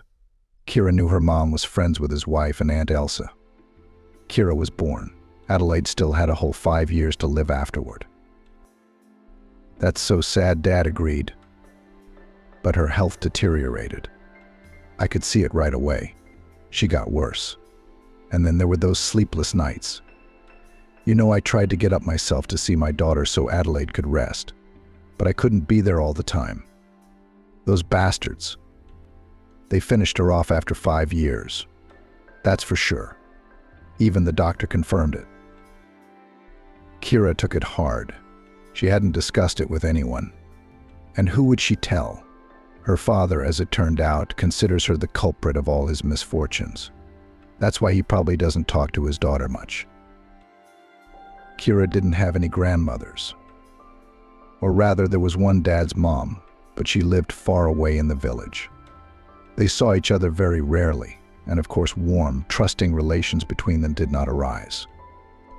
And girlfriends. What about girlfriends? You can't talk to them about such topics, they won't understand. They're just fine. Everyone has a mom and a dad. Not everyone has a mom and a dad. But mom's the main one. How many tears were shed into the pillow in her childhood, teenage years, longing for a mother the girl hardly knew or remembered. Sadness over the cool and strained relationship with her father. Kira dreamed of growing up sooner, having a family of her own, having children. She had no doubt that sooner or later a man would appear in her life who would love and protect her. And Kira would become happiness for him, a source of energy and inspiration. Her father probably loved her in his own way, took care of his daughter as best he could, worried about her future. It was her father who arranged for the girl to go to the University of Economics and Law, and even to the prestigious Faculty of Finance and Economics, and made some connections. And now his daughter, who would hardly have entered on general grounds, is a student of the best university in the city. No, Kira was not stupid or lazy. She always studied well at school and diligently did her homework. But just to enter this faculty required quite outstanding abilities. The girl didn't have them, so her father helped her. True, among Kira's classmates, as it soon turned out, outstanding abilities possessed few. So many then got into the university in this way either for money or by blat. Kira liked studying, and with classmates somehow immediately formed a warm, friendly relationship. A wonderful student time began. Life had changed a lot. Kira felt that very soon she would become an adult and independent. That means that her dream of a loving family is very close. In the 4th year, fate dealt the girl another crushing blow. She was left all alone, her father frowning and taciturn, but so reliable, died. In the shop where he was working, a gas cylinder malfunctioned and a fire broke out. There were few victims, but Kira's father was among them. Only left alone in the whole world, Kira realized that all this time felt the support and love of a loved one. Yes, her father was like that. He couldn't express his feelings, didn't speak much, but now Kira realized how much he did for her. About a year the girl came to herself, getting used to the new world without her father, and then Andrew came into her life. Andrew was a student of their university, but he studied at a different faculty at the law school. That year he, like Kira, was finishing his studies. They met at a common lecture for soon-to-be graduates, which was held in the auditorium. The young people were told about the very procedure of graduation, state exams and diploma, familiarized young people with possible employers, presented companies that offered jobs to the best and most diligent students. It was interesting. Kira happened to be among strangers. Her friends were sitting at the other end of the hall, but Kira was a little late, and there was no place next to them. Therefore, Kira had to settle down where there were still empty chairs. At first, all the girl's attention was focused on the stage. She caught every word of the speakers, even wrote something down. Kind of boring and unexpected question caught the girl off guard. She turned around to the speaker. A handsome guy was looking at her with a smile. A wide, white-toothed smile, correct facial features, and bright blue eyes immediately charmed Kira. There was such interest in them. The girl suddenly felt that she was not indifferent to this man. "It's deadly dreary," repeated the young man. "And the weather outside is so wonderful. Spring is in full swing. There's a festival of spring flowers in the park, by the way. Why don't we run away?" It was the first time Kira had seen this guy. Besides, the lecture was very important and interesting. And after it, Kira and her friends agreed to go to the library to prepare together for the test. But all this somehow suddenly lost importance, and the girl nodded in agreement. The guy glowed, as if her answer made him the happiest person ever. He confidently took Kira's hand and led her away from the classroom. The weather really turned out to be wonderful. The sun was shining brightly from a clear, soft blue sky, and the newly blossomed greenery was fresh and clean. The air was filled with the aromas of plants that were beginning to bloom. On the way, the young people got acquainted. It turned out that the guy's name was Andrew. He admitted that as soon as he saw Kira, immediately could not take his eyes off her. "You're just an incredible beauty," he said, looking at the girl. And the one, strangely enough, did not feel a shadow of embarrassment, although always distinguished by modesty. I looked at you. I dared to speak for a long time. I was so afraid you would send me away. When you agreed to leave with me, I had a mountain off my shoulders," Andrew admitted. Kira was pleased to hear those words. She liked Andrew more and more. What if she had forbidden herself to even dream about him so that she wouldn't be disappointed? What if he was the man she would later start a family with? Yes, these thoughts visited Kira at the first acquaintance. They started dating. Andrew turned out to be a reliable, loving, sensitive man. Having learned the story of the girl, he took her under his wing. In everything, he tried to help Kira. The guy even helped her make repairs. More precisely, he did it himself, almost alone, because the girl did not understand anything about it at all. A little more time passed. Young people graduated from university, and both got a job. Kira became an accountant in a small firm for the installation of intercoms. Andrew went as an assistant judge in the local court.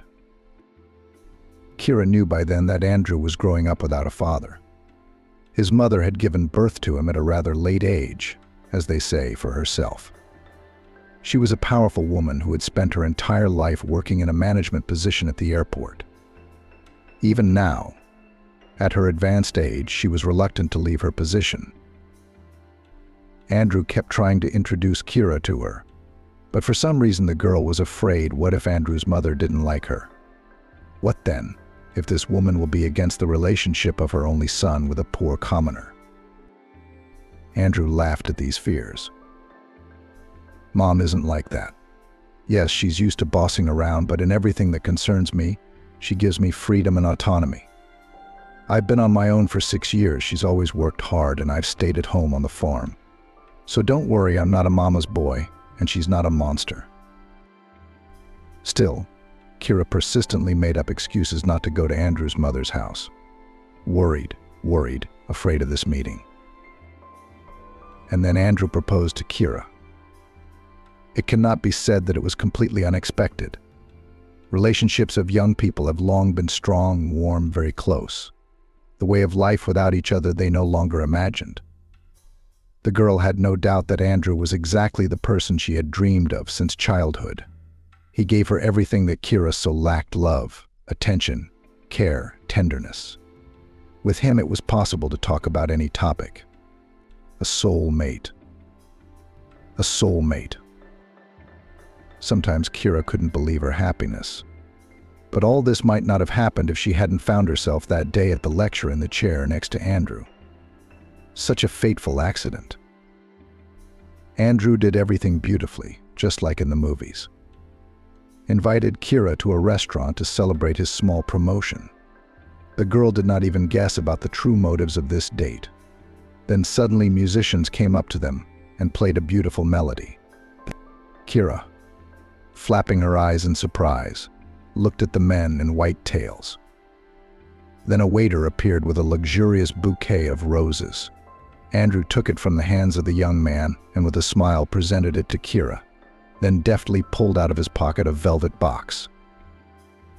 "Be my wife," Andrew smiled, looking into Kira's eyes. "You are the most beautiful girl in the world. I love you and I really want to be by your side forever." The girl then even had tears flowing from her eyes, so moved was she. This proposal was made so beautifully. Andrew carefully prepared for the meeting, so much thought out. What was happening resembled a scene from a good, though not too original, melodrama. The young people began to prepare for the wedding. Both decided that they did not need a lavish celebration, just a party with friends from the university in a restaurant. And yet it was necessary to solve a lot of issues, to book a place in the registry office, to find a restaurant, to think over the menu. And of course now Kira had to meet Andrew's mom. There was no point in postponing the meeting any longer. Kira remembered the day she'd first seen Maggie. The girl had been terribly nervous, but the woman who opened the door seemed to be smiling at her quite genuinely. Tall, slender Maggie looked very stylish in her elegant dress, with her hair slicked back smoothly. A real lady. And she behaved in a very friendly and polite manner. True, Kira immediately realized that Andrew's mother belongs to the so-called cold type of women carrier, accustomed to work hard, compete, and achieve their own. From such a woman cannot wait for heartfelt conversations, warm hugs. You couldn't expect any worldly advice from her. Maggie will definitely not become a second mom. And in the role of a cozy grandmother, spoiling grandchildren with pies, it is also difficult to imagine her. But that's the small stuff. Maggie caused Kira respect and even admiration. You bet, because she achieved so much on her own, became a big boss and a wonderful son raised. All this alone, without the help of her husband or relatives. After the wedding, the young people began to live in Kira's apartment. Both worked. Andrew received a good salary. Enough even for some excesses: cafes and restaurants, beautiful clothes, concerts, and most importantly for traveling. For 2 years of marriage, Young managed to fly to the sea 5 times. Not to luxury resorts with 5-star hotels, but still it was a wonderful vacation. Fun, carefree, full of sun and warmth. Kira and Andrew together learned to lead a household. In principle, the young wife knew how to do everything because she had been living alone for a long time. But the head of the family had to master new skills. Although Andrew coped with it quickly and even as if playfully, Kira felt happier than ever. Nearby was a man who understood her half a word. Andrew listened with interest to Kira's news, accumulated during the day, in all situations took her side, and also often hugged his young wife on and off. Kira realized that she finally met the man she had dreamed of for so long, and mentally thanked fate for this chance encounter. And then the newlyweds had their first son, Max. The name was chosen by Andrew. That was the name of his neighbor, who paid a lot of attention to the boy and became for him a kind of replacement for his grandfather. This was a respected man, serious, intelligent. He headed the local factory for a long time. That would be our Max, as smart and responsible turned out, dreamed the young father, rocking his tiny son in his arms. Kira nodded her head. She had slightly different plans for this child. The young mother wanted Max to be happy and healthy, and the rest was not so important. You didn't have to be a factory manager at all to feel joyful and peaceful. Max really turned out to be a lively and incredibly curious kid. He was ahead of his peers in many ways. Early went, early spoke. The baby constantly asked his parents questions, was interested in the world around him, tried to understand literally everything. Newly baptized parents did not want a soul in the firstborn. And so when he was about 4 years old, they decided that it was time to give birth to Max's little sister. Kira hoped that she and Andrew would have a daughter. She wanted to give that little girl all the things she didn't have: pretty dresses, fancy hairdos at matinees, conversations about girlish secrets like hugs and kitchen chores and such. But Vince was born a wonderful blue-eyed baby, charming in the first days of life, charismatic, attracting the attention of others. Well, for a daughter then? Next time Andrew smiled, rocking the stroller. It was their first family stroll through the city. Max was holding onto the handle of the stroller too. He was so looking forward to his brother, so excited to see him. But when Vince was brought home from the hospital, he was a little disappointed. It turned out Max had hoped his brother would be older right away. He'd imagined a boy with whom he could play catch-up or hide and seek. Time flew by at a dizzying speed. It turned out that coping with a couple of little boys at once is not so easy. And then Maggie suddenly came to Kira's rescue. Every day after work, her mother-in-law hurried home, quickly changed her clothes, had dinner, and went straight to her daughter-in-law. Andrew was often delayed in court, sometimes came only late at night. By evening, Kira was completely exhausted, and at this difficult period, Maggie appeared. To take care of the grandchildren, she would go out with the kids to walk in the yard. Sometimes they'd go farther, to the park. It was only 2-3 hours a day at the most. But how Kira waited for them every time. While the children were away, she had time to clean up, cook something, go to the bathroom. And all this in peace and quiet. It would seem a trifle, but for a young, tired mother, it was a real salvation. How grateful Kira was to Maggie. She repeatedly told her mother-in-law about it, and the latter smiled discreetly and replied that she herself was happy to communicate with her grandchildren. No, a warm and close relationship between daughter-in-law and mother-in-law never developed, although Kira wanted it very much. She invited Maggie to tea, tried to make frank conversations, but this woman was some too aloof, cold and inaccessible, like the Snow Queen. Either she had such a character, or she didn't like Kira very much after all. Eventually, Kira stopped worrying about it and accepted the situation as it was. Maggie did not interfere with her daughter-in-law with advice, reproaches, and moralizing. She appeared when Kira badly needed her, and helped the young mother a lot.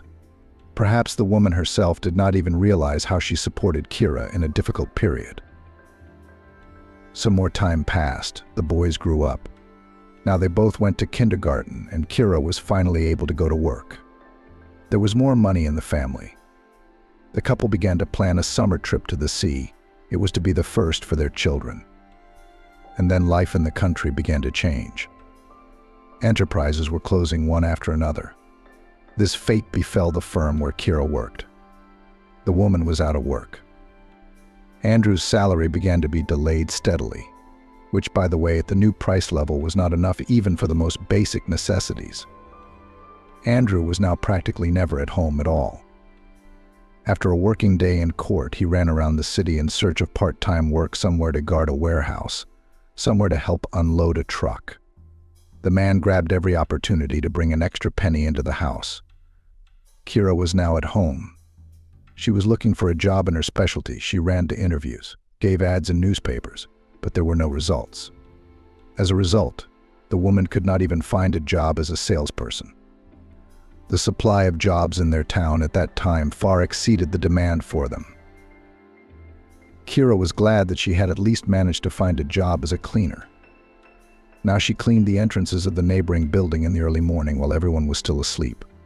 The pay was low, but the upside was that the job ended before noon, and the whole day was free. Money was scarce. The children were growing at a dizzying rate, and their clothes were quickly becoming too small for them. They also needed to eat a full meal. Andrew and Kira could sit on buckwheat or pasta, but the boys needed vitamins, meat, fruit, and milk. Young spouses were often close to despair. It was Maggie who kept them from being completely lost. She had long ago been cut down, as she was old enough to be on a well-deserved vacation. And just someone needed a warm place, which for a long time was occupied by a firm and principled boss. But for years of work at a fairly high post, Maggie managed to save a certain amount of money. She dreamed of buying a small house by the sea, where she expected to meet old age. But circumstances have changed, and prices have risen. Now the woman's savings would not be enough for a decent place to live, and she was not going to buy anything. So Maggie used her savings to sponsor a young family every month. Both Andrew and Kira knew that if anything happened, they wouldn't be lost. Maggie wouldn't let them go under. But at the same time, they both didn't want to abuse the woman's help, and so they tried, stretched as hard as they could. It was hard, and yet the feeling of a strong rear guard kept them from getting discouraged. Despite everything that was happening, Maggie still remained for Kira incomprehensible, almost a stranger. Her mother-in-law kept her distance from her daughter-in-law, and with her son she did not open up and did not hug. But with grandchildren, a different matter. Only next to them the woman blossomed. She unashamedly hugged, kissed, called affectionate nicknames. And the boys reciprocated her grandmother. Kira sometimes tried to talk about it with her husband. "Never mind," Andrew replied. "That's just the way she is." I will try to keep the text as close to the original as possible, without adding new sentences and paragraphs. The length of the text will be roughly maintained. Dialogues and direct speech I will highlight according to the rules of the Russian language. The text will be divided into paragraphs. Phraseologisms will be replaced by more modern or simple expressions. Punctuation marks will be inserted according to the rules of the Russian language. All names and city names will be replaced with American names written in Russian letters. Name substitutions will be made according to the suggested list or made up by yourself if the name is not on the list. Mom was always like that. He smiled. Just a person so kind, good, loving. But she doesn't know how to show her feelings. Maybe it's because Mom grew up in an orphanage, didn't get love as a child. So she doesn't know how to express her feelings. But she's reliable, and she doesn't abandon her own. When Andrew and Kira's sons went to school, Maggie took over the lessons. It turned out that she once, many years ago, wanted to become an elementary school teacher. Then the woman's career took a different path, but now the long-time dream was realized in her grandchildren. Grandmother enthusiastically practiced with the boys. She knew how to be strict and demanding, but at the same time she emphasized to interest Max and Vince, to instill in them the desire for knowledge, to develop the innate abilities of her grandchildren. While their parents were trying to make a few extra pennies and were out working, their children were not running around the yard as street kids. They were under the reliable supervision of their grandmother, who invested a lot in their development. The result was pleasing. Both Max and Vince were the best students in their classes. They also excelled in sports. Maggie had time to drive them to the volleyball club on the other side of town. In this sports center worked the best coach, and Maggie did not agree to anything less for her grandchildren. And so they lived, trying their best, supporting each other, raising their children. And then one day Andrew got tired of living, as the man himself put it, a miserable existence. He decided to risk opening his own business. It is clear that the money for the promotion of the businessman took from his mother. And where else? Not in the bank at a crazy interest rate to make loans. Andrew bought in a neighboring city from a warehouse small things, technical sold on the market more expensive and immediately received, albeit small, but a profit. Success inspired. Andrew decided to work in this direction and registered as an individual entrepreneur. Kira helped him with the documents. She was an economist. She worked as an accountant for a long time. So reporting and primary documentation were entirely on her. The couple rented a place in the market and started work. At first, the business was slow. The client base had not yet been built up. Links with suppliers had not been established. Profits in the first few months were either minimal or non-existent. I had to solve many different problems. Sometimes I even wanted to give up, but in the end the business went on, and the small store earned money. Finally, the family had some money, albeit small, but it was their own. They didn't have to ask Maggie for help anymore. Andrew had even managed to pay her back the money he had borrowed to develop the business. Kira knew that her mother-in-law tried to refuse, to give this help as a gift to the young family, but Andrew insisted they still flew to the sea. The boys were old enough to be truly impressed by everything. Kira watched with what joy they were running along the beach, and her heart sank with delight. What happiness this was. There was more to come. Andrew's business grew. Soon the man opened a whole store, then another. Now he had a whole staff working for him, accountants, managers, salespeople. But Kira was given the opportunity not to work and to deal with the house and children. True, the boys had already become teenagers and no longer needed babysitters. But the family moved to a private house, and Kira had a whole garden at her disposal. For its improvement, the woman took up with energy and inspiration. And again, she thanked fate for what is happening in her life. A house of full cup, a loving husband, wonderful, talented children. Every day a reason for joy and pride. And the garden, where Kira felt herself a full mistress. Here she felt calm, relaxed, peaceful. The woman believed that her present life was a reward for what she had to endure as a child. She also often regretted that her father did not see how wonderful life was for his daughter. Probably he would be happy for Kira, and certainly did not dote on his grandchildren. And yet, as time went on, Kira began to realize that something was missing. Andrew had grown distant. No, they still had a wonderful relationship. Her husband was never rude to her. Always remembered holidays and their personal dates. Only he was too busy working. He came home late at night, traveled a lot, literally lived his life. Max and Vince are almost adults. They have their own lives, their own friends, their own interests. And that's fine. It's just a little sad that their sons have grown up so fast. And Kira hadn't had time to fully enjoy their childhood years. She'd been too busy surviving. Maggie remained alien and cold. Such a character. Kira probably didn't even know how or what to talk to her about until now. Their only topic of conversation was probably Vince and Max. Her mother-in-law was old, but she still looked like an iron lady. She refused to move into her son's house from her own apartment, where she'd been a full-fledged mistress. And Kira understood and supported her in this. And in this difficult period in the life of Kira again knocked happiness. She did not even believe her feelings at first. She thought just, it seems, afraid. even the thought of letting it be true. But then it all became too obvious. Kyra realized she was expecting a child again after all these years. Andrew seemed pleased, but still took the news a little too reservedly. There wasn't the excitement in his eyes that he'd had years ago when he'd learned of their wife's pregnancy. "Wow, this is unexpected," he smiled. Then he pulled Kyra to him and kissed her. "We need to find you the best doctors. We're getting older. You understand?" Kyra understood. And of course she was worried too. Pregnancy when you're in your 20s is very different from a woman in her 40s. There are definitely more risks. Sons took the news of the imminent arrival of a brother or sister positively. "Wow, we will have a little one." Max smiled. "It's so weird," Vince shook his head. "But I like little one. It's fun." They're funny, Maggie smiled at the news. "Well, it's unexpected, of course. But it's nothing special. I had Andrew when I was a little younger than you. Everything's going to be fine now."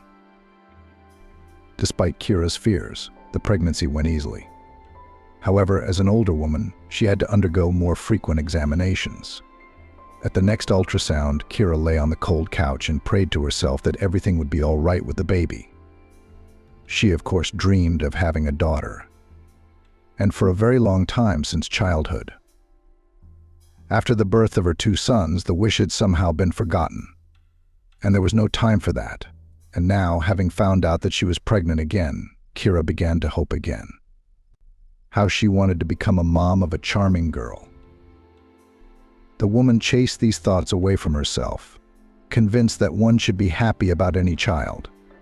And it is unlikely that after 2 boys suddenly such a miracle will happen. Why would it suddenly be a girl?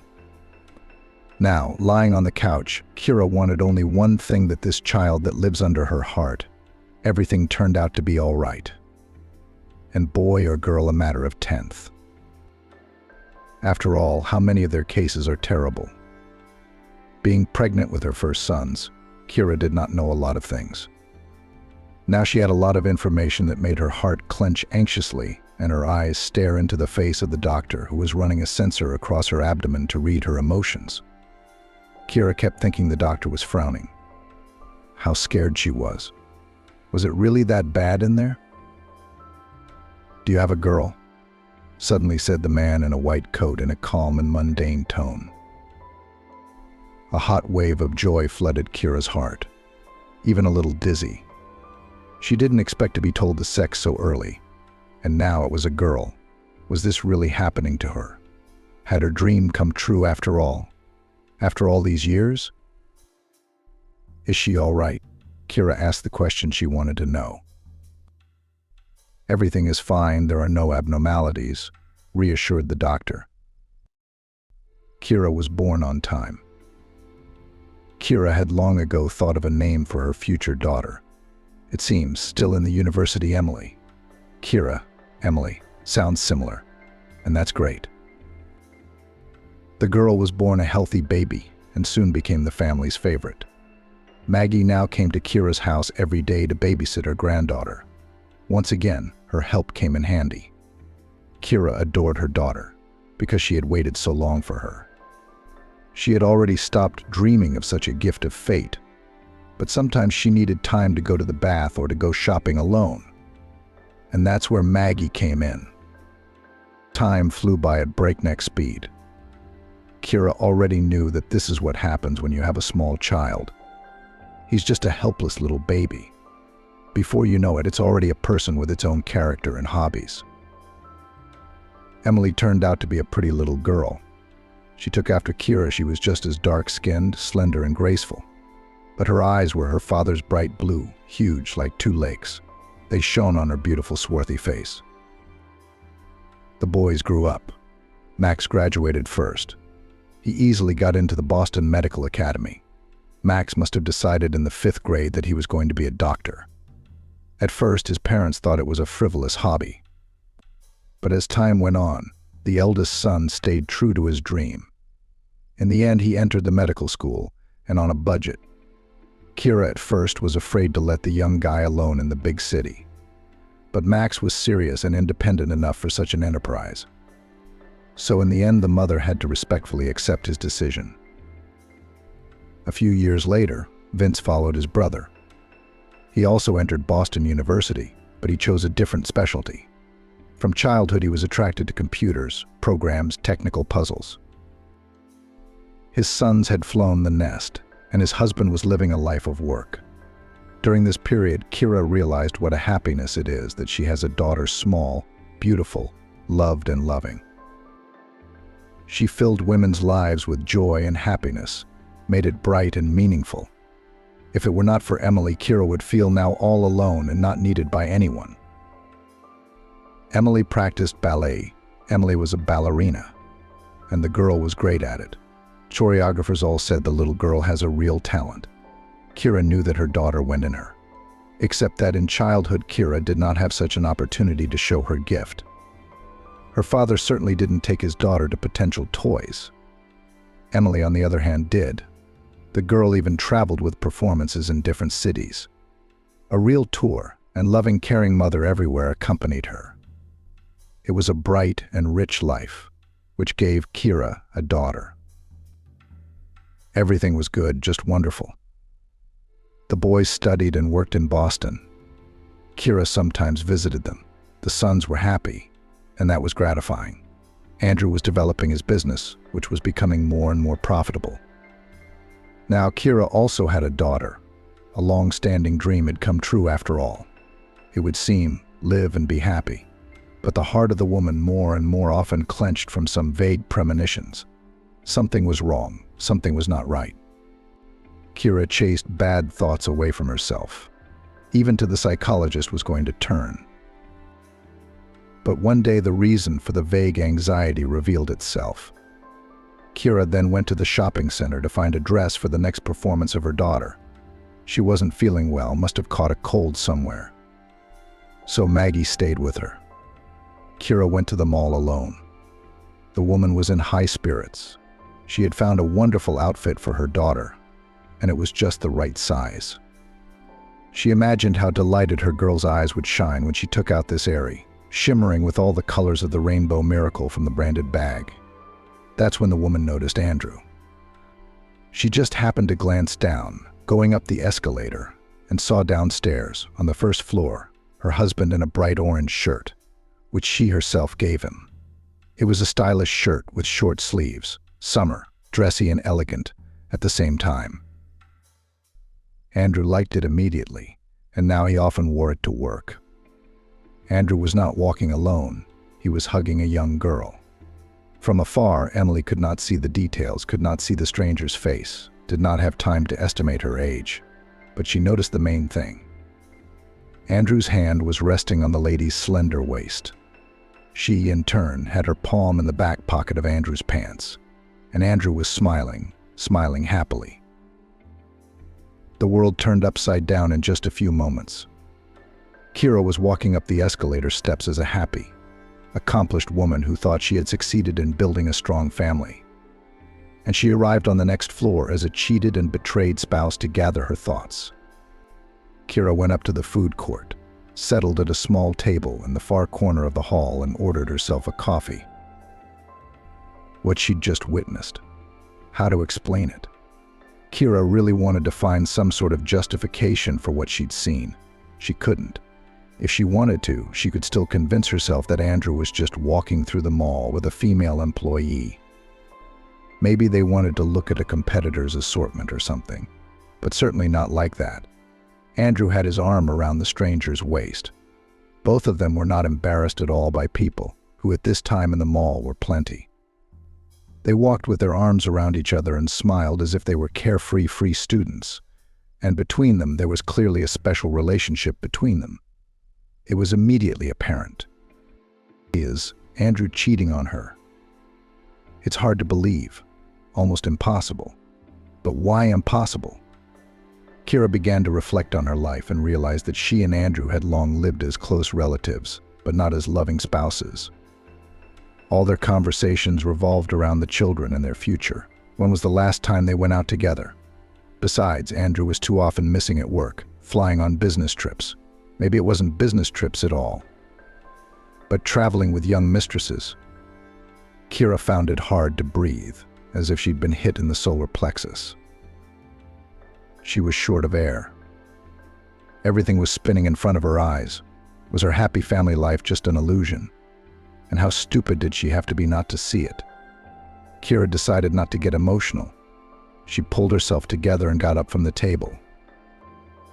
She should go home and act like nothing had happened. When Andrew returned, she would discreetly take his phone and look into his correspondence. Then it'll all make sense, and then we can do something about it. We need proof. Otherwise, it's a lot to make up.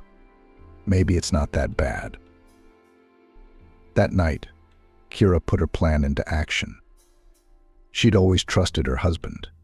It had never occurred to her to go through his phone before, and Andrew knew it because his cell phone wasn't even password protected. The man had quietly left his phone on the coffee table when he went to the bathroom. He generally assumed his spouse was already asleep, but Kira wasn't asleep.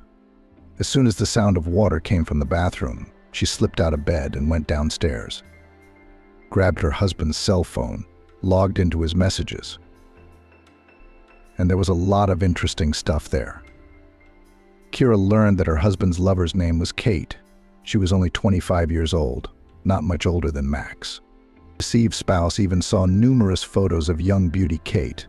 Mostly on them, the girl showed all the advantages of her undoubtedly luxurious figure. Young, incredibly beautiful, bold Kate was not shy in expressions and wrote such things, about which modest Kira was even embarrassed to think. But Andrew clearly liked it. Apparently, the couple had already had quite a long affair. Andrew was firmly hooked by the young beauty. They called each other cute nicknames, made plans for a summer vacation. Apparently, lovers have not the first time they went together to vacation by the sea.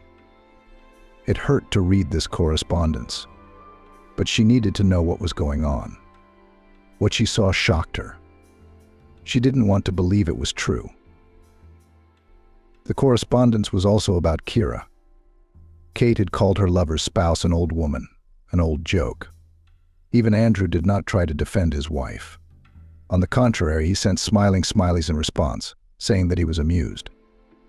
How? How could this happen to them? They were once the closest and dearest people to each other, two halves of one whole. They had overcome so much together, and suddenly this. The sound of the water in the bathroom faded. Kira hurriedly put her phone back where it belonged and rushed into the kitchen. Let Andrew think she was just getting a drink of water. For now, she didn't want to show her husband that she was aware of this ugly affair on the side. She didn't want to, or she just couldn't. She needed to digest the news, figure out how to proceed. Realize, after all, what she really wants, and get used to the idea that Andrew an unreliable wall, behind which so cozy to hide from the hardships of life and the usual traitor. Outwardly in the life of the family, nothing has changed. But now Kira became more attentive. Andrew's delays at work and his constant business trips were perceived quite differently. From time to time, while Andrew was in the bathroom or out without his phone at the neighbor's, Kira would look through his phone. Kate texted Andrew frequently. Some of the messages were quite explicit. They were usually accompanied by pictures of the girl. To Kate's credit, she looked great. Judging by the state of her body, the girl spent long hours in the gym. From the correspondence, Kira realized that Kate does not work and does not study. Typical Andrew content that he was apparently willing to pay for it all. No, Kira knew that men just over 40 often pay attention to young nymphs. Probably they feel younger, more energetic, stronger with them than with women of the same age. And what is there to hide? 25-year-old girlfriends, in most cases much more attractive than 40-year-olds. Spouse and reaper. But the woman thought her family wouldn't be affected. She remembered the way Andrew had looked at her, what he had said to her. He genuinely loved Kira. Once upon a time, she hadn't doubted that in the slightest. Could such feelings also grow cold with time? Kate. She was no longer just a lover or a girl for occasional entertainment, which at any moment can be abandoned, changed for another. The relationship between Andrew and his young lady was about 5 years old. Sometimes in their correspondence glimpsed historical dates, and the oldest of them came about the time when Susan was born. Apparently, that was when they had met. Kira remembered that period of time after giving birth, and with a newborn baby in her arms. She didn't feel very well. She probably looked even worse. Kira was completely focused on her health. Her daughter, even her sons, had no energy at that time. Thankfully, by the time her sister was born, they had long since managed to become fully independent young men. Of course, Kira paid almost no attention to her husband, because as it seemed to her, it was not necessary. A grown man, passionate about his work. But maybe that was where the mistake lay. Maybe she herself was to blame for what was happening to their family now. Kira shook her head and chased the wrong thoughts away. What was her fault? It was Andrew, after all, who had decided to look for fun on the side. Noah would support his wife in a difficult period, to take on some of the responsibilities, to take care of his wife and newly born daughter. No, Andrew chose a different option. Maybe this lovely Kate isn't his first mistress. Andrew had been estranged for a long time. Kira was now clearly aware of that. It's just that the woman preferred not to notice such trifles as distant alarm bells. He earns, does everything for the family, does not drink, does not beat, does not humiliate, and money does not limit. Well, that's great. What else is there to complain about? So Kira didn't complain. She lived and enjoyed a happy, as it seemed to her, family life. And then suddenly it hit her. Maybe Kate was not Andrew's first mistress, but in the fact that it was with her, he had a fairly serious relationship, Kira did not doubt. Andrew was truly in love with the girl. It could be felt in the tone of his messages. What only affectionate words he did not call his mistress. The man protected his lady from household, financial, and any other problems, gave gifts, constantly interested in her desires. It hurt Kira to read this. Perhaps so he did not behave with her even in the most golden years of their marriage. It is understandable then they were spinning, surviving, pulling children, not to sentimentality was. From the correspondence, Kira realized that Kate was pressuring Andrew about the divorce. "When will you divorce your old lady?" the girl questioned, supplying the message with anger-red emojis. "All in good time," baby Andrew replied. "I'm in the process. A lot of things need to be prepared so that we can live not only happily but richly. My princess loves a beautiful life." After all that sweet tone, Andrew's usually reserved and serious tone almost made Kira feel nauseous. But she continued to read the messages, searching them for information about the impending divorce. This moment interested her more than others, because it directly affected both her and the children. Kira was not particularly worried about how her sons would take the divorce. They were already adults, and both of them had been living on their own for a long time. For them, most likely, little will change. But the daughter, she is used to this house and adores her father. Despite his indifference, the little girl will be very worried. Kira had no doubt about that. And something would have to be done about it. In Andrew's messages sometimes slipped that he did not rush into divorce to properly prepare for the care. What would that mean? The spouse was clearly up to something, and Kira wanted to find out what it was about. As far as her relationship with her spouse was concerned, nothing much had changed since Kira had found out about Kate. Faking ignorance was easy. Kira and Andrew had hardly spoken to each other for a long time. Hey, how's it going? How are the kids? That's all they talked about. And that's the life they've had for a long time. Why didn't Kira realize this before?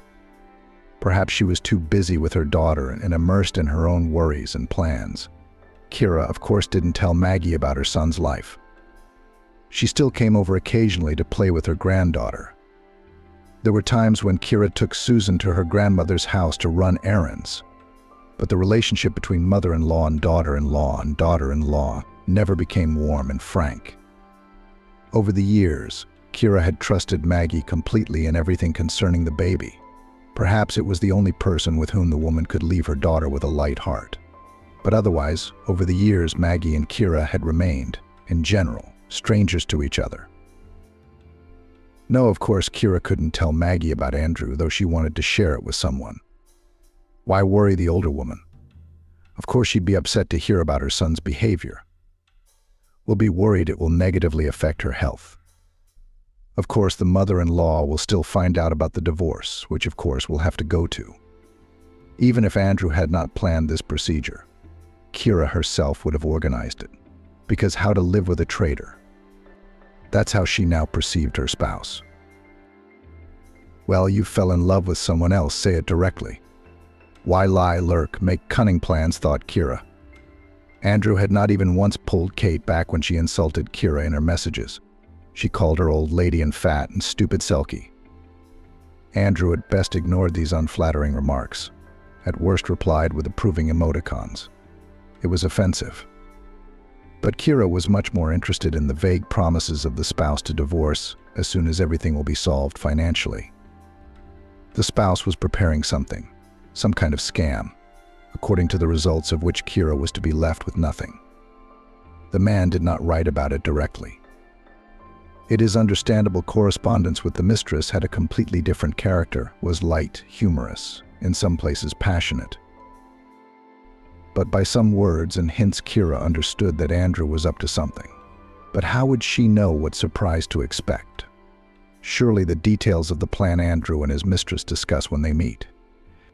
Kira, understandably, felt hard about the whole situation. The pain of betrayal, the uncertain future, the suspended state. And there was no one to share it with. If her mother were alive, how much easier would this misfortune have been to bear? Kira slept badly, nervous. She turned pale and shriveled. She became irritable, withdrawn. Her physical condition even worsened, with headaches. One morning when Kira was feeding her daughter breakfast, her mother-in-law called. "Are you home now?" Maggie inquired. "Yes," Kira replied, deftly slicing bananas, pouring porridge, serving nuts. "Andrew is already at work and my daughter and I are home." "Great, I'll be right over." Kira cheered. "That's great." So her mother-in-law would babysit Emily. She'll go to the doctor herself in the meantime. Her head was hurting too much. Have them prescribe some pills. I can't take it anymore. Maggie showed up, as usual, with a present for the great, a beautiful doll in a big pink box. The girl threw herself on her grandmother's neck. No, not because of the toy, of course, it was just that there was some special bond between Maggie and Emily. It seemed that grandmother and granddaughter understood each other without words. Something similar Kira had observed before with her sons. Maggie was a wonderful grandmother to all her children, sensitive, caring, attentive. It was surprising, considering her bossy, somewhat cold nature. Surprising, but wonderful. It's so nice to know that your children are so loved by someone other than you. "Good morning," Kira smiled at her mother-in-law. "It's so good to have you here. Emily has missed you already." "I'm actually the one who came to see you today." The smile directed at her granddaughter slid off the older woman's face. She stared at her daughter-in-law absent-mindedly. Kira immediately tensed, sensing that this was going to be about something serious. "Go into the living room and watch cartoons," Kira turned to her daughter. "Okay." Here was a rather dire situation for Kira. It seems that Maggie's mother-in-law guesses or knows about Andrew's infidelity. Maggie is clearly concerned about this and wants to talk to Kira straight, perhaps to caution her or give her advice based on her life experience. This is certainly a painful conversation for Kira to have. She's already suffering from her husband's betrayal, and now her mother-in-law is broaching the subject. On the one hand, Maggie's support can be very valuable in such a situation. But on the other, Kira, perhaps, will be even harder to realize that what happened has become the property of relatives. Overall, the conversation promises to be very emotional and challenging for both women. It is important for Maggie to approach this sensitive topic with sensitivity and understanding, not blaming, but trying to support Kira. and Kira will need to gain strength and patience to listen to her mother-in-law and perhaps make some difficult decisions after their conversation. The situation is far from ideal, but at least Kira has someone close to her who cares. Age was coming to an end as well. Kira didn't see any candidates around her for the role of a father for the future child. That's why she went to the resort that summer, to fulfill her long-time dream. I lied to Andrew about having an affair at the resort to get pregnant, Maggie said. He wasn't the only one who thought so, by the way. I announced to everyone that my pregnancy was a conscious move, but it wasn't. Kira was silently catching every word. She'd never heard such candor from Maggie before. I was about 35 at the time, a young woman by today's standards, with everything ahead of me. Back then, I was considered an old maid. All the time to become a mother and a wife had passed. The train had left. Maggie continued. She wasn't too worried about it. Maggie was fully devoted to her work. She had a responsible position, and she was always busy. The woman liked to realize that she was such an important, indispensable person at the airport. She was respected, listened to, and even feared. Sometimes she wanted to have a child, but sometimes there were regrets that there probably wouldn't be a child. Maggie wasn't too upset, though. She herself had grown up in an orphanage. She had seen so many unhappy fates and wasn't 100% sure she could be a good mother and make her baby happy. That summer she was sent on a trip to the sea from the airport. Maggie could afford to buy the tickets herself, but the union honored her as Employee of the Year. It's nice to be recognized. The resort was wonderful. Comfortable room next to the sea. In 5 minutes walk, a wonderful dining room. And there, in this sanatorium, Maggie met Andrew's future father. It was a so-called business traveler, a young guy about 10 years younger than Maggie herself. He came from some northern town on work. It was Helia's first time at sea, and he looked a little confused at first. It even looked nice. Maggie first noticed him in the dining room. The young man immediately caught her attention. He was good, really good looking, this Helia. Hair the color of ripe wheat, bright blue eyes. Those eyes ended up playing a key role in Maggie's fate. He had amazing eyes. I guess they made me fall in love with him like a girl, Maggie said. I don't think I'd ever seen anything like them before, not even when I was young. Bottomless, bright blue, attentive. Andrew inherited them, and so did Max and Vince. Wow! Helia has no idea he has a son and grandchildren, and that they have his eyes. Maggie was now looking everywhere with her eyes for a cute guy. At first she didn't understand why she was doing it. But the guy was very young. I bet he'd have a lot of admirers soon. Young, pretty young things just like him. And so it was. For several days Maggie watched from afar as Helia returned to the sanitarium with one and another beauty. All of them were like a selection, slim, tanned, smiling. Helia himself smiled a lot. He had a wonderful smile. From it on his cheeks appeared charming dimples. One day the young handsome man himself approached Maggie. Helia confessed to me that he has been watching me for a long time. He's incredibly attracted to me, she said. It was unexpected to hear that. A young, handsome guy, whom I had been admiring from afar for about a week, but was giving me compliments that made my head spin. I was desperately jealous of all those young beauties with whom he appeared in the sanatorium. And he, it turns out, at the same time dreamed of me and did not dare to approach, afraid of rejection.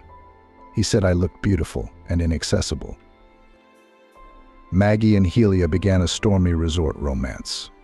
They took many walks in the neighborhood, swam at night in the sea, laughed. Maggie felt 10 or 15 years younger around him. I don't think I've ever laughed so much even in my youth, she recalled. It was a wonderful week. I fell in love. I just lost my head, which I don't usually do, Maggie said. It was so unlike me. It was like Helia cast a spell over me. And I didn't see a lot of things. A lot of obvious things. Maggie always paid for her date at cafes, in the dining room, on excursions. He never gave her anything, but she didn't expect him to. Being around this guy was a gift in itself. Then one day Maggie woke up in her room, expecting to see Helia next to her. They'd taken a long walk along the promenade at night, gazing at the stars, talking about everything, and had fallen asleep with their arms around each other in the morning. Maggie felt so happy and peaceful in the arms of her lover. But when she woke up, she didn't see Helia there. I reached up and rolled over onto my other side, Maggie recalled. I still wasn't worried about anything. It had happened before. Helia had probably just gone out for coffee and pastries to surprise me. How nice it is to have someone care for you like that. Maggie dozed for another half hour, enjoying the peace and quiet. But the longer she was alone, the more she realized that something was wrong. Finally, unable to bear the anxiety any longer, the woman stood up. That's when it all became clear. There were no belongings of Galia, no clothes, no favorite wristwatch. He had even remembered to bring a little thing like perfume and a toothbrush. So Helia left while Maggie was asleep. He left quietly, so he wouldn't wake the woman and have to explain himself to her. How's that? Why? Everything was fine last night, Maggie wondered. A wave of sadness, despair, and resentment washed over me. I couldn't breathe. I wandered around the room like a stranger and couldn't find a place to go. My heart clenched with unbearable pain.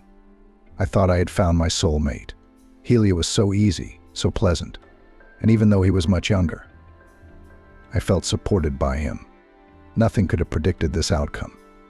Even last night, Helia had hugged me tightly, showering me with kisses and compliments. I was seriously planning our future together, Maggie said. Helia lived in a small town up north. He even asked me to go there. And I was ready to give up my career, my apartment, my friends, everything to be near him. In desperation, Maggie opened her closets again and again. Could Helia have just moved his things somewhere else? And himself? Well, he might have been late for some reason, but Helia's clothes were nowhere to be found. But Maggie noticed some of her own things were missing. A box of gold jewelry. She had taken a small portion of her treasures with her on vacation. But they were her favorite 2 pairs of earrings, a dainty chain and a bracelet with small sapphires, original, exquisite pieces. The bracelet was actually brought to me from Germany, Maggie recalled. Now this jewelry box had disappeared. There was no half-empty bottle of Chanel, no. 5 on the bathroom shelf. In the safe closet, I missed 3 dresses I bought when I was on vacation in Riga. You can't find such dresses here. My heart clenched with a bad feeling. Was Galia really just a criminal? Maggie asked herself.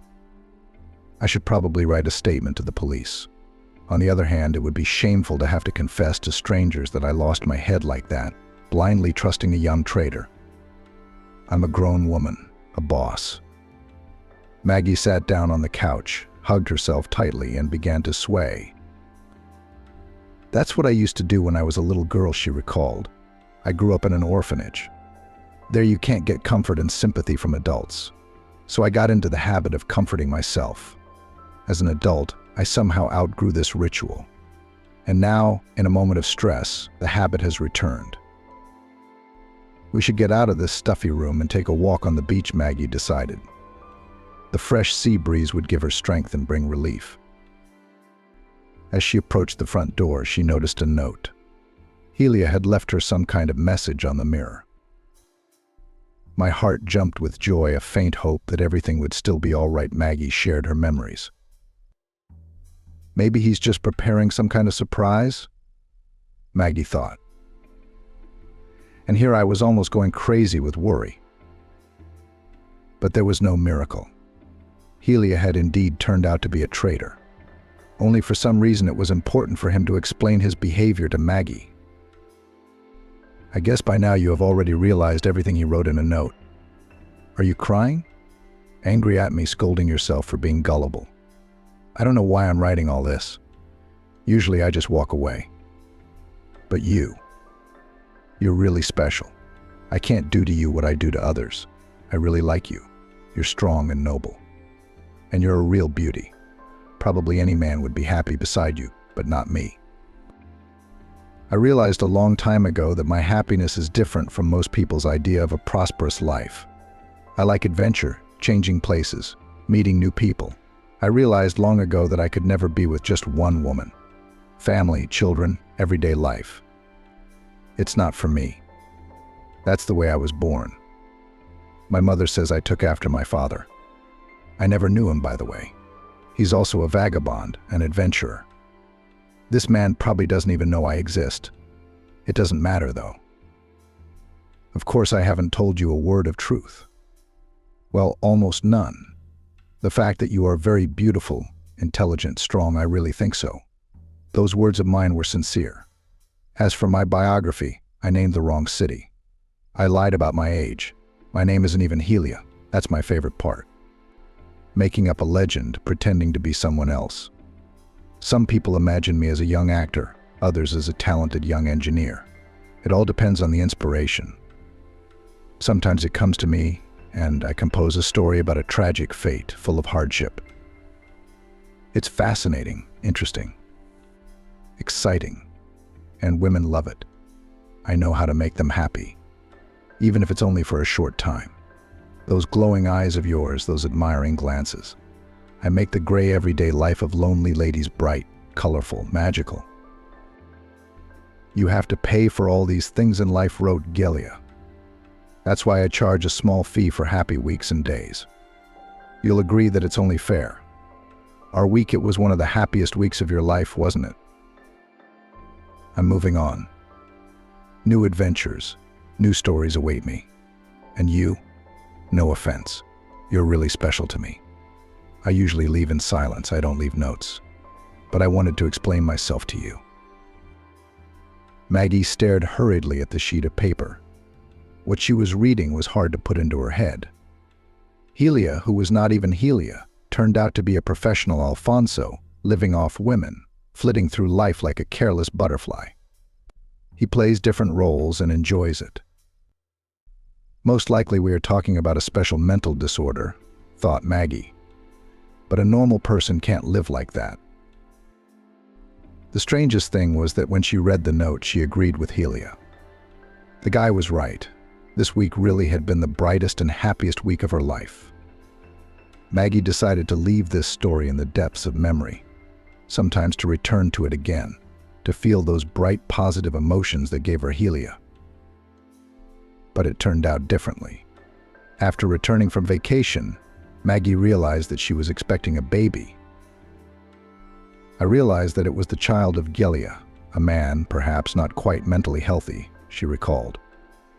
But I decided to keep it because first of all, I was tired of being all alone, and secondly, I guess I still loved Helia. Or rather, the image that young man had created. At the due date, a wonderful, healthy, and strong boy was born. He had Helia's eyes. Maggie had noticed that back at the birth center. The handsome, charming baby inherited other features of his father's appearance. He bore little resemblance to Maggie. The woman prayed that the resemblance to Helia would be limited. Knowing the genes Andrew had inherited, Maggie paid special attention to his upbringing. She developed in him responsibility, honesty, and kindness, and Andrew seemed to grow up to be a wonderful boy. With anxiety, Maggie searched in her son traits of reckless adventurer, as was his father Helia. But she didn't find them. Andrew faithfully prepared his lessons, never skipped classes at school, and then at the university. When the guy grew up, Maggie watched his relations with girls with bated breath. But even here, Andrew did not resemble Helia in any way. Before Kira, he dated a former classmate. They had been a couple for several years in a row, no stormy short-term romances. When her son married Kira, Maggie exhaled. It's okay. Andrew has a beautiful wife, wonderful children, his own business. No, the son is nothing like the character of a wealthy Alphonse father. It's not that bad. But it turned out that she had rejoiced too soon. Maggie shook her head. Now I'm going to have to tell you the bitter and ugly truth about Andrew. I kept quiet while it was none of my business. Went through everything inside of me, but now my grandchildren's welfare is at stake. I can't let them be left with nothing. Kira knew what she was talking about. I know he's cheating on me, she said. Andrew has a young mistress. I've seen them together and even read the sweet couple's correspondence. Maggie's eyebrows rose in surprise. And why didn't you scandalize him? How did you even get over it? I'm just confused, Kira admitted. The opportunity to discuss the situation with someone made her feel better. Yeah, it's Andrew's mom, but I felt like she was totally on my side.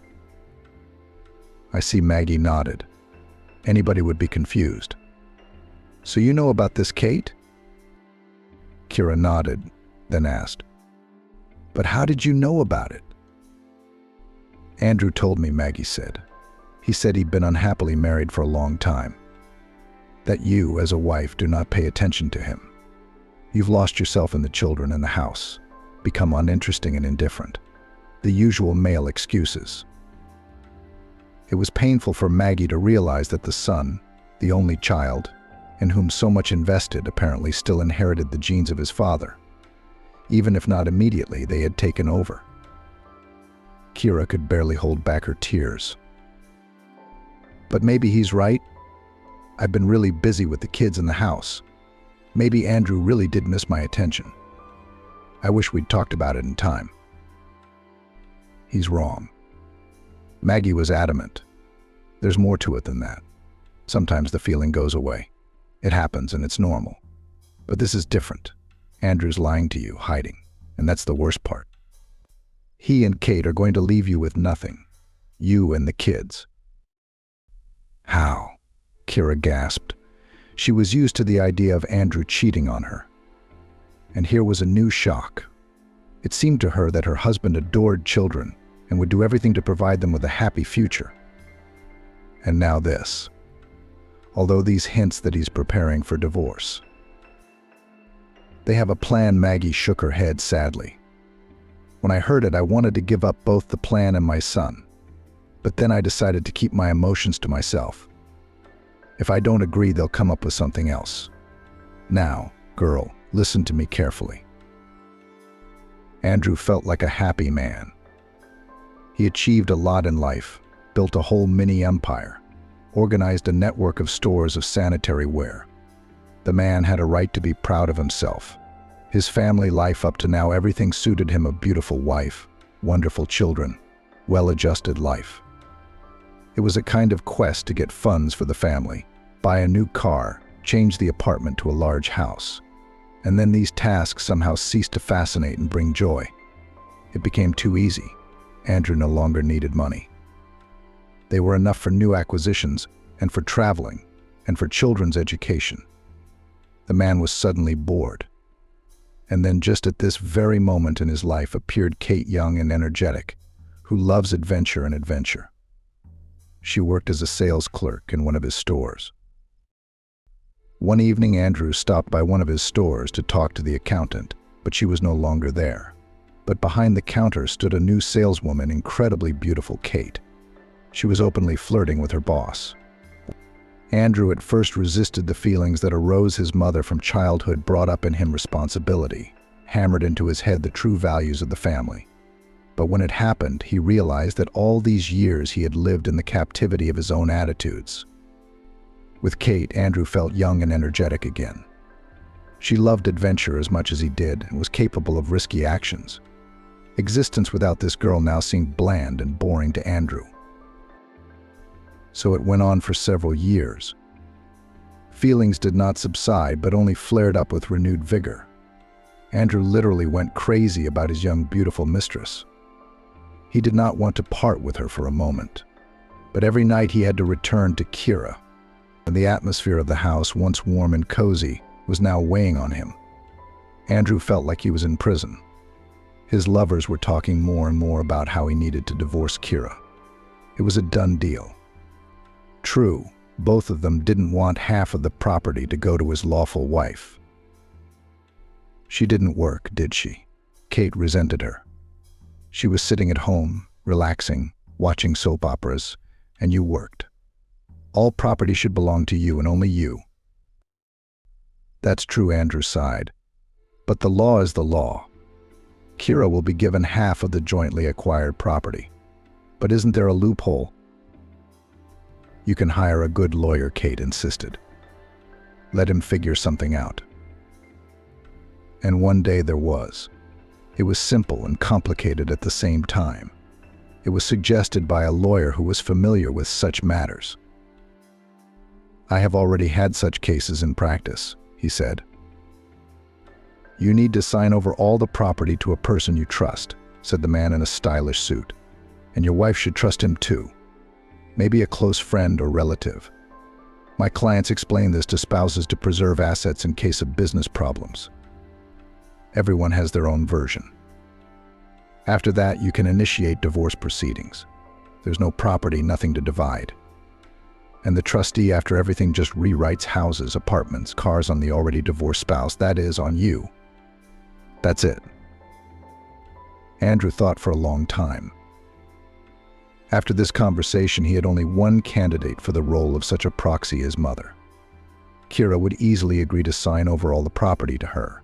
She trusts her mother-in-law, but how to come to her mother with such a request? After all, you'd have to confess everything to her. Still, there was no other way out, and Andrew decided to have a serious conversation. He realized that his mother would not be delighted with the situation. But she's his mom. She will definitely support her son, help. It was a pity to give Kira half of what he earned, especially since Kate is right, the wife did not work, lived a quiet and relaxed life. What right does she have to all this? Maggie listened to her son in silence without interrupting. As always, she looked unperturbed and somewhat detached. The only thing that betrayed her anxiety was her fingers, which were relentlessly running over the long sleeve of her sweater. Have you made up your mind? Maggie asked when her son had finished. Yes, he nodded. Don't you feel sorry for Kira? I've fallen out of love with her. She's obviously indifferent to me. So now we have to suffer together for the rest of our lives. And what about the property? She hasn't invested a penny in the house or anything else. So it's all fair. I was the only one who worked. She was the one who provided for me. And she raised your kids, Maggie reminded me. Thanks to Kira, you could think of nothing else but growing the business. She always took care of the rest. And remember, at first Kira helped you a lot. Doing those reports at night, making estimates, Maggie said. And then you had a staff of accountants. You're exaggerating, Mom, really exaggerating what she did. All right, what about the kids?